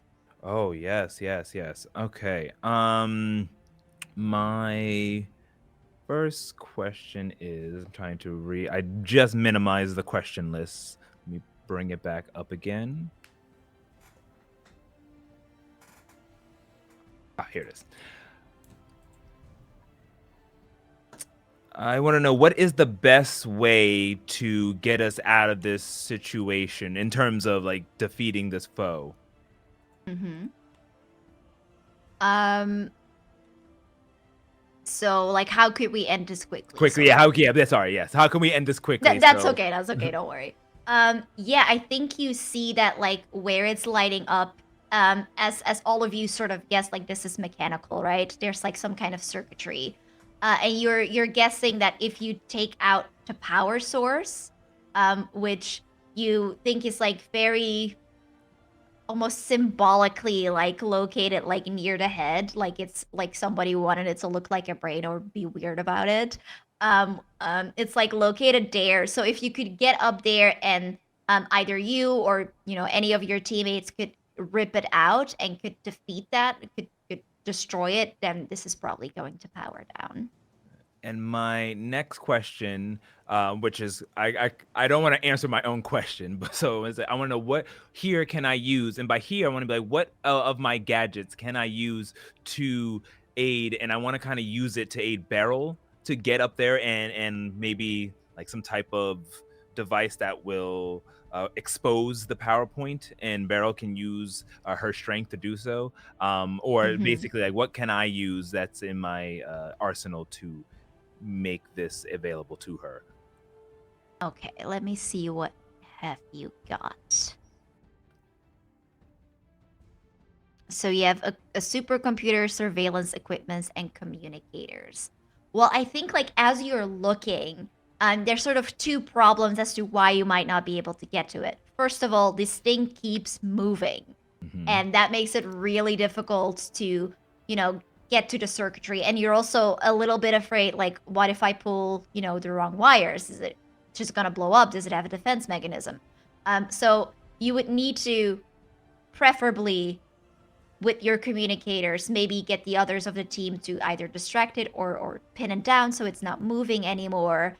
And of course, you have a supercomputer. If you could potentially get enough time to maybe hack it, you could like not necessarily destroy it, but you could just like power it down that way and you wouldn't need to get to that circuitry. But like just the fact that it's moving around is difficult, so you could use your communicators to get the team to stop that. You could try to hack it.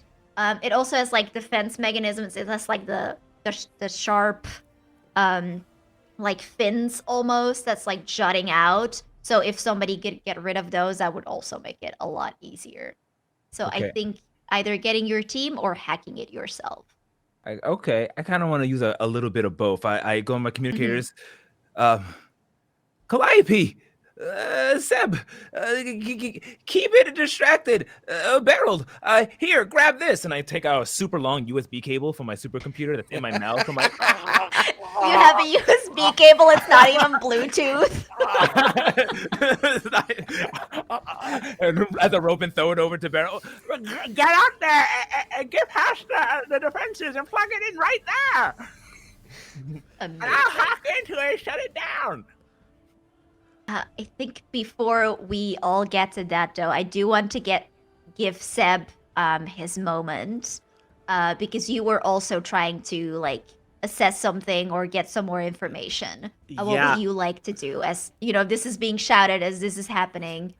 I think I'm recognizing that there's a very complex thing going on here, and I just use, until now and pretty much all the time, I've always used my time ability with a partner, like somebody to, help us get out of a situation. But I've never Mhm. thought to grab the T-Rex to slow it down and slow us both down so that Mhm. Beryl and the Pelican have the time to do what they're doing. So I want to maybe use my abilities to try to like maybe use acrobats to kind of get towards the feet of the T-Rex and kind of grab the T-Rex's feet to slow it down while the Pelican and Beryl try to get the USB thing plugged in. Absolutely. I will. I can see either an argument for directly engage or for unleash your powers. Is there one that you feel makes more sense? I think unleash your powers because this is really the first time I'm trying to use the Hmm. powers to like hurt somebody as opposed to help somebody. Absolutely. Yeah. In that case, when you unleash your powers, roll plus freak. So that's 2d6 plus your freak, unless you have any conditions that give you Okay. minus. Okay. I rolled 2 5s. So this is gonna Okay. go well. My freak is -1, so maybe not as well as I'd hoped, but that's okay. Still a We're 7 to we're still all 9. right. That's still We're still all okay. right. Yeah. Can we use Um, team to aid as I was giving him orders? Maybe that plus one team to make that a 10. Yeah, no, that absolutely makes sense to me. You were basically saying exactly do the thing, right? And then he did the thing. So that makes sense to me. Awesome. Um let me adjust this. Um so we've used only one team in this fight, right? Yeah. I think so. Okay. So yeah, that is a 10. So tell me what that looks like as you channel in this power and you use it. I think as I was describing a little before, I'm gonna kind of like use acrobats to get at its feet, and I'm gonna kind of hug the foot a little bit so that we're connected, and I'm slowing down time, and so I see everything moving very slowly around me, and so at this point, I can't really tell, what Barrel and Pelican are doing because I'm slowing things down so much. But I'm just with all my might, I'm trying to pull the T-Rex into that same zone where I'm at, where the time's going to slow down for the T-Rex too, so that all the swipes are going to be very slow and the movement, so that way Barrel and the Pelican have that opportunity to do that monumental task of plugging a USB into its mouth or whatever they're trying to do. Hey, it's so hard to get it right on the first try. You always plug it in wrong. Okay, I think with that we see time slowing down. Yeah, Beryl, what are you doing? Um, all right, I think I have an idea. I've seen this before, and I'll take the USB rope, and I'd like to use my newborn ability or move that I Mhm. have, and it's called a Mind of Their Own, and it says your powers evolve and mutate when you're facing an obstacle or threat you would not be able to deal with before. Mark a condition and gain a brand new ability and to adapt to the Mhm. situation, and you lose it once it's gone. So I would like to say um, I'm insecure about it because it's something new, but I'm gonna try it, and I would like to turn. It's one of my favorite pink superheroes. I'd like to turn into like a sort of blow up like a Kirby and start to fly. Like, you know how like Kirby sort of can't really fly but sort of does, and then turn into a brick and brick onto that weakness spot and knock the panel open so that way it could potentially expose the circuitry, and then maybe Calliope can fly up, and I'll toss her here. You get the rope. I'll open the panel, and then throw her the rope, and then do the Kirby brick, and like in Super Smash when he turns to a brick and falls. So I'll like fly up and then smash onto the panel I heated earlier, Okay. if Um, possible. yeah, I think you can absolutely do that. You're essentially like flying over it to give Calliope an option. Um, let's see. Yeah, I think it's another. It's like a more indirect, directly engage, right? Because you're again trying to create this opportunity All right, and it is a roll with with your danger. danger. Okay. 2 6s.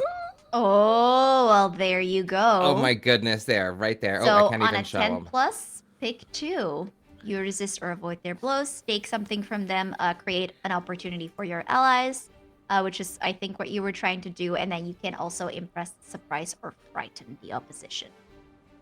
Okay, hold on. So this one was the directly engage a threat. So yeah, I will definitely take Yes. the create an opportunity. So, and then I will, I'll resist their any retaliatory blows.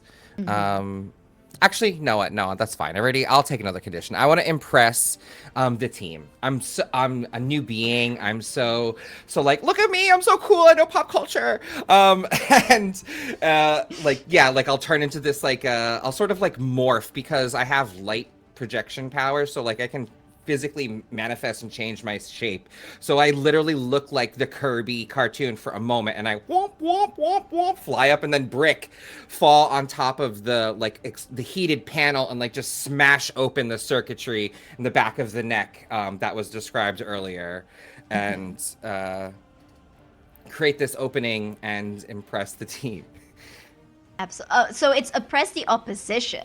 So you impress the dinosaur. I mean, you Oh, can oh, also oh. totally impress a team, which I think you're probably I doing. so read that Um, wrong like a dummy. I am so sorry. that Yeah, is I will. totally fine. I kind of wish this was an option now because that was super cool. I will. Yeah, so we'll say frighten the opposition. Like maybe they didn't Mhm. expect that they could have their weaknesses exposed, and Mhm. maybe they like stumble and fall forward, and then that like allows Calliope to easily fly in and like or Absolutely. do something cool. I think though, as that happens, like it falls, and I think we see Calliope land and take it home. But as it does, it like it falls, and its claws just thud on the floor, and we see a panel of just one crack, and then a panel of that crack expanding, and then another panel of the floor starting to crumble entirely. But before that happens, Calliope, how do you finish this off?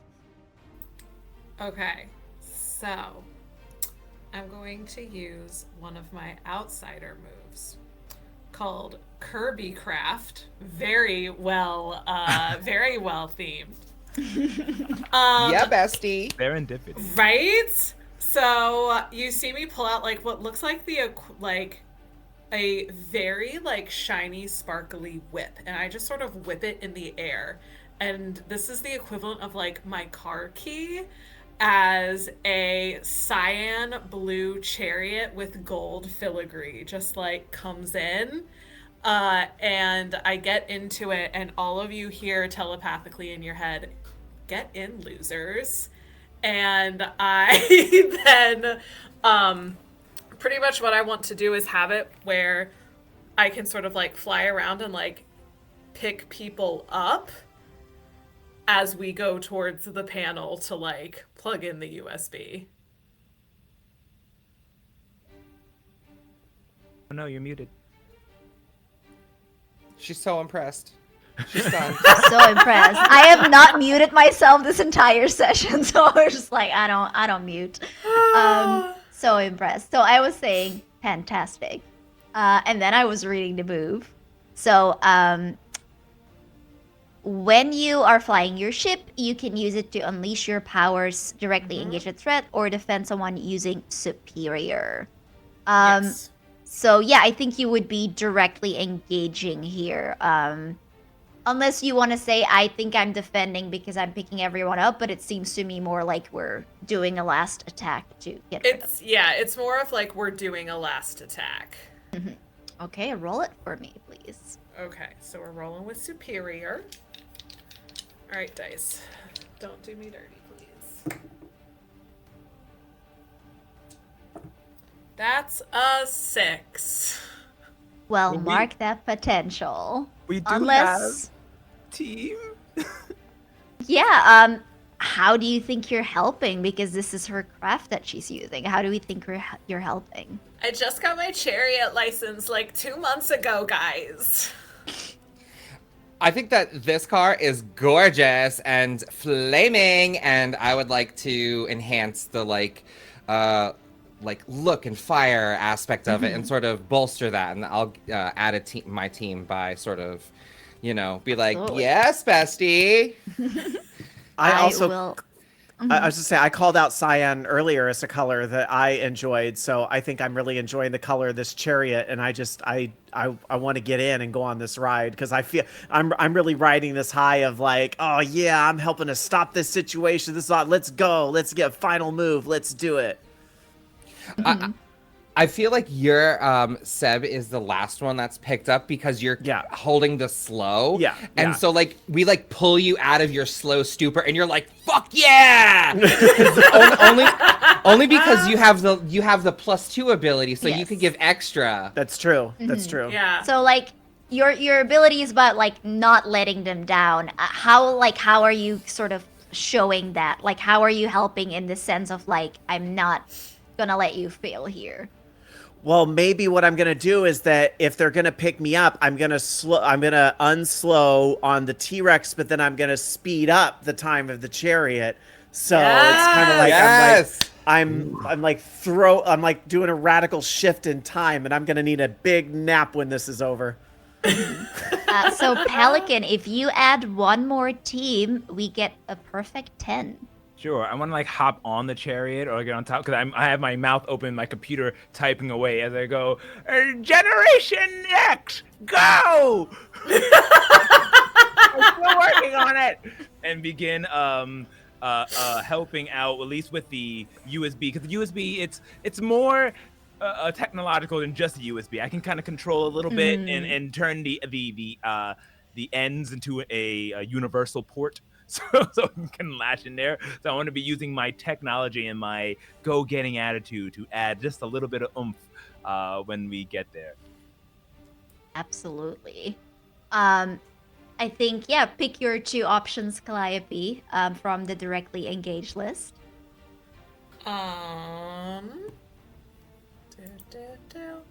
Directly engage. I will say you don't need to create an opportunity because this is like the final blow. I mean, you can still maybe do something else with it if you have an idea, but I will warn you, like this is the final blow that you're gonna. Okay. So I feel like I'll take my chariot keys and I'll do sort of like a Indiana Jones. I'm gonna like whip towards the panel to bring it up so that way the Pelican can do his thing.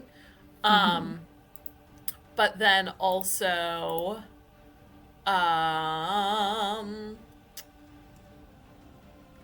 Do you think your so chariot's like so fast that it like can do the resist and avoid blows? Like we're safe in your cool car, It is yeah, now. just sort of like the fact that we're just sort of like bobbing and weaving, right? as like we're moving around. Part of that is purposeful. Part of that is the fact that I'm still learning how to drive my car. For sure. So I'm still like, oh wait, maybe we went a little too far this way, but it's actually working to our advantage. So you resist and avoid their blows, and which is the other option that you would like? Yeah. Which is the other option? Do you want to take something Oh, from them? Do you want to impress, frighten the opposition, create an I was gonna opportunity? say the take something from them when I use my car key whip to like pull the piece Oh, that we need absolutely. closer to us. Yeah, I think you managed to just like you shut it down, and then I think you managed to just like rip out this powerful battery. So you just like now have a pretty powerful battery in your possession, which I'm sure you can use to do some things with. I And think that's the last panel we see is all of you, like the floor is crumbling down. We see like all these stones, falling, but all of you are in this car. And then all around you, screens start to light up. And once again, that voice that says, "How sweet. Let's see how this lasts." In the four corners of this hideout, you will find four people. Who will you save? And who will you leave behind? One screen shows Seahawk, bound, struggling, glaring in the camera with just this absolutely terrifying look on his face, just looking. I don't even think he's struggling. He's just like staring with this cold, cold anger. Another screen pops up. In a lab coat barrel, you see one of your papas. You see a scientist who is definitely struggling, bound, just panic in their eyes as they are not used to this. Another panel lights up. Seb, your papa, your parents who told you not to do this, who told you to be safe, trapped. And Calliope, even though you were snarking at him earlier, Apollo, bound and panicked. Four corners of the room, four people to save. And that is where we leave off for today.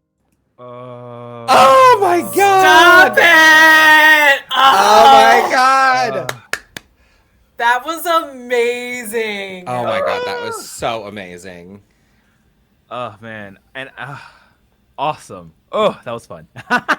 Jazzy, what are you doing to me? Right, oh my goodness, that Bringing was such a good the story. pain. Ah! Yes. We need these viewers. We need them to come back.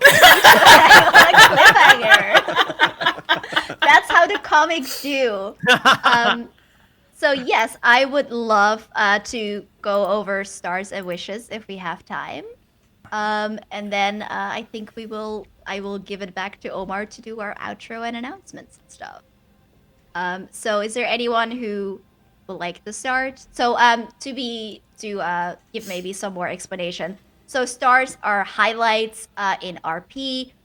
Whether there's like just something that stood out or something that you want to give individually. This includes everyone who's played, including the GM. And then wishes are something that we would love to see next time, something that we're very interested in. I can start us off to maybe give an example. So Rob, I just loved how Seb was like, I'm so glad I got you out of here. I thought that was just fantastic. Just really leaning into like these beacon vibes. And just in general, I thought you were very clever with the power usage.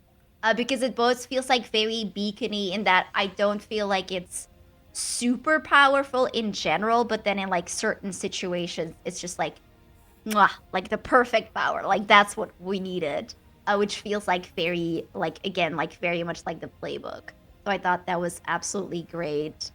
That means For a lot from a first timer. Thank you so much.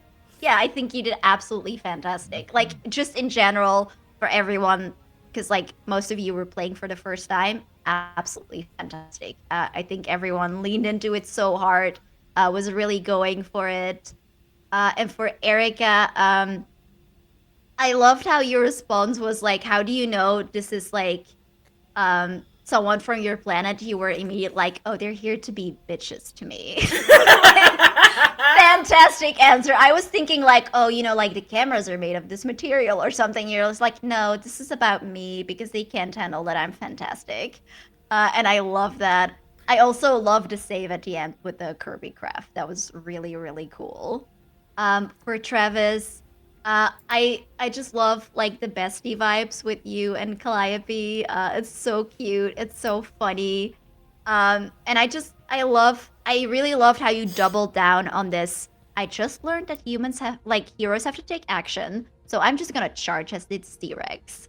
Um, just so fantastic, and like it says so much about Beryl, and it's just such an interesting moment. And then for Omar, I mean the Pelican is absolutely great.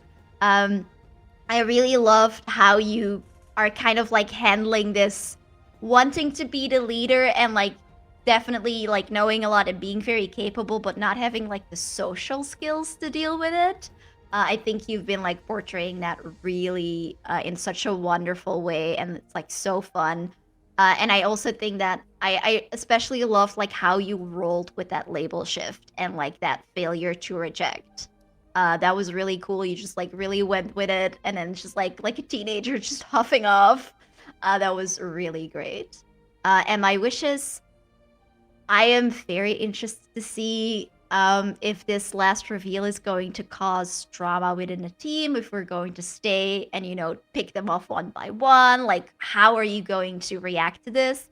And how is the rest of the mystery going to unfold? Who is behind all this? What is happening? I will pass it off. Who has some stars and wishes ready? I'll go next. I will first off give you a star, Jazzy. Like, thank you so much for running us through this. You've made the game so easy to understand, so much, fun. Like, for you viewers at home, we're all brand new except for Omar, who's played this like 18 times. So for new timer, you made it very easy, and you were like, I like very much how you're like, it sounds like you're trying to unleash your powers or assess the situation, which points us to the mechanic of the game and allows us to do it. So, thank you so much for being so smooth and building such an awesome story. Rob, I love the like phasing ability that you're doing, like your time shifting, because normally, like you said, that's not like a way that you would think about it, but like I love your application of it. And also at the end, like freezing the dinosaur in space time so that way we can act was just like can picture that, and I love that, the immersion you were able to bring with that. um Erica as Calliope, I am just enamored with our bestie energy. I think it's so great. I loved when we were like, fuck you, bitches, click, click, click. We were doing like our Snapchat moment with the cameras, and I cannot wait for some more of that and have like like a big reveal. And Omar, obviously, props to you, mama, for wearing Pelican, for the costume, for everything. Like just above and beyond every single time. You really knock it out of the park, and I think it's so gross and and so hysterical how you store stuff in your jaw, and your like willingness to do like a gag character. So I know earlier you shared you were a little nervous about being funny, but you're knocking it out of the park. Like so funny, so good, like so good, so gross. I love it. So those are my stars, and my wishes next time is to just like continue this greatness. I am loving this story, loving everything that we're doing. Maybe like an emotional like lash out, a moment where we can have it. But I feel like Jazy, you're sort of setting that up with putting the people in different corners anyway. But yeah, no, I I love talking about my magic and power. So my other wish would be to have more moments to showcase our magic and abilities. But we have plenty of that, so I'm quite happy. I'll pass it to you, Rob. You can do your stars and wishes. Yeah, obviously this was very new experience for me. So I'll start with Jazzy. Like you created like a great space to be able to do it. Never once did I feel judged for being a little slower or needing to refer things or anything. I really love to, and I get the sense maybe around this channel this might be some standard things, but to me like they were. I love the intentionality of creating the safe space of what are the things that I can and I can't do, and knowing that like I'm gonna stay away from those things that I can't do and just not have them be part of the story. I think all that is like really exceptional and just very different from things I remember from the past and so forth many years ago. Because I might be a little bit older, but I think it's great, and I think it makes sure that it's set up to have a fun engagement and doing these things. So thank you for that. For Erica and Travis, I loved the energy. Your bestie energy was obviously amazing, and I would say in particular, Erica drawing the middle finger with your foundation was such a good moment. I love that, and I could picture that, and just the interactions you had with the camera was amazing. And Travis, for your character, just like storming in and just like taking, it was very interesting because I was like, ooh, I didn't realize I might be creating a predicament with what I had kind of set up earlier there. So it kind of, made me think about that. Ooh, do I intervene or not? So I liked that it kind of made me ask those questions, and I just thought that was very in character and very cool that you did. And Omar, I love how committed you are to the bit. I think the Pelican stuff is hilarious. Just the different abilities that you have, for one, are very creative. And I think things like Pelicopter are so hilarious. They're just so dang funny.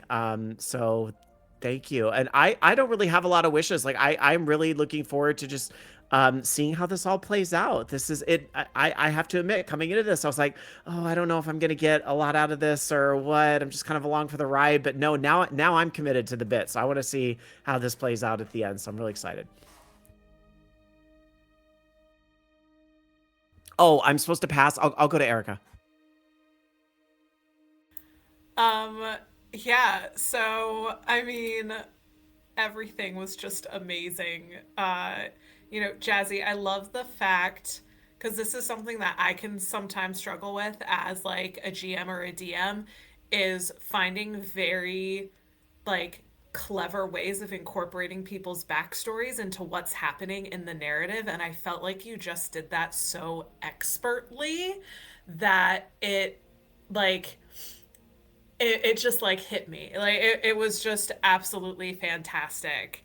Um and Rob, I loved like our little like, push into the wall moment of just like completely wrecking Calliope's self-worth. Like I just honestly thought that that was fantastic because she needed to like sober up a little bit after all of that. So that was absolutely fantastic. Um Omar, like the whole bit is just amazing. Like, I'm not gonna lie, my mom texted me partway through and it's just like the pelican is hilarious. And I'm just like, I don't disagree, Mom. It was fantastic. Um and Travis, my teenage bestie at heart, I absolutely love how you were feeding off of the vibe because I was really worried doing sort of like snobby popular kid if it was just going to turn into just like Calliope being a bitch. But I felt like having like that feedback was able to sort of just like create a little bit more depth to that relationship, which was great. I think my wish for next time is like continuing exploring that depth of relationships. I know that like for the outsiders specifically, there are certain abilities that have to do with like some more in-depth like deep conversations, which also just sounds really funny for Calliope based on like her vibes so far. So I'm just sort of excited to be able to like continue that role play and developing those like relationships among the characters. So this has just been absolutely amazing. Pass it on. Omar. I don't this way? This way? I don't know. Thank you. I have to give same thing that stars to everybody. Jazzy. I love your DMing style. You are a DM after or GMing style. You're a GM after my heart. You GM like with you have the drama, the comedy, and you explain things so well and just so fantastic. I've played Mass tons of time. This has been one of the best times I've ever played Mass, and one of the best battle scenarios that I've done. I've this is the first time I experienced battle the way you've done it, and I'm like, why would you do any other way? This was great. So fantastic. And then the ending with the cliffhanger, oh my goodness. See, A Tale of the 20s, we're all about the drama. So we have in all like most of our games like that climactic moment and then like pulling at the heartstrings and you tugged at them so hard. I'm just like, oh my god, this is amazing. This is amazing. So fantastic job.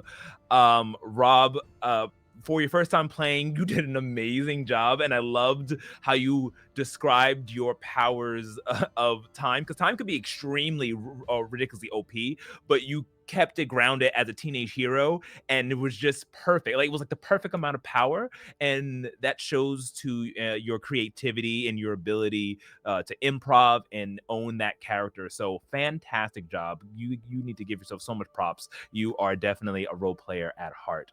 So I love this so much. Travis, you like Bear. I got like Amethyst vibes from Beryl. I loved it so much. I love everything. I love the fact that you ran in there and just kept the spice going. Like you stuck to the character, and the quips between you and Calliope were so fantastic and funny. Just awesome job. And Erica with Calliope, like I the one moment that on top of everything, because the whole all the kind of like oh my god and all that and that kind of Valley Girl energy was amazing, but the fact that we had a chance to succeed at a role and you just decide to take the miss for the fiction, I'm just like that's what I'm all about. Like build a fiction. Like we're like you don't win by in that sense winning. You win by having fun and building the story, and you totally brought that. And for all three of you being new, I wouldn't have guessed it at all. So fantastic job, Erica. That's all around. Huzzah, huzzah, huzzah to all of you and all of us. And my wish is actually similar to what Travis said. I want drama. I mean, I have a power to call the Pelican, and I'm glad I didn't do it. To call the Seahawk, and I'm glad I didn't do it. So I'm glad that and now I see this and like, oh my goodness, and then we can kind of go ahead and interact with each of them. So I'm just wishing for some drama and some big climactic superhero battle at the end. But I guess that takes us to the end of our stream. If we want to just really quick, just go and just give your socials and where we could find you. And then, of course, everyone, you still have a few moments. Type in Magpie Madness, all one word, to see if you can enter to win. And next time, when you see the climactic ending to this story, we will reveal the winner. But I'll just go across, starting with you, Jazzy. Any socials or anything you're working on you'd like to say before we end up? I have no socials, but I am very active at the Magpie community server. So please, if you like this, if you like masks, go join that server. Awesome, awesome. And Travis, your socials. Oh, cute doggy. I'm Zendark. You can find me here at A Tale of D20s or on Blue Sky. And OMG, it's Travi on Twitter or X until they make me pay, and then I'm off. And Rob, your socials and where we can find you. I actually no longer use Twitter, but you can find me on Blue Sky at Rob Roberts, and I'm also on Instagram at Mr. Mr. Rob Roberts, and I have a link tree if you want to see all the other stuff. If you're curious about my show and the network I work with and everything, it's Linktree/Rob Roberts. So I would say Rob Roberts on almost all socials. That's actually not true because I think some gun owner has it for some places. So not my thing. Sorry, but if it doesn't look like me, then it's probably Mr. Rob Roberts. Awesome. And last but not least, Erica, where can we find you? You can find me at Mercury Dice on TikTok and Instagram for all of that sweet, shiny, click clack content and all of your TTRPG dice needs. Awesome. Well, that takes us to the end. We'll see you all again tomorrow on Pasión de las Pasiones, and we'll catch the climactic finale of this math session next Sunday at the same time, 3 p.m. Eastern Standard Time. So, from the first chapter to the last page, be kind to one another, spread love, and we will see you all next time. Goodbye, everybody. Cue the outro.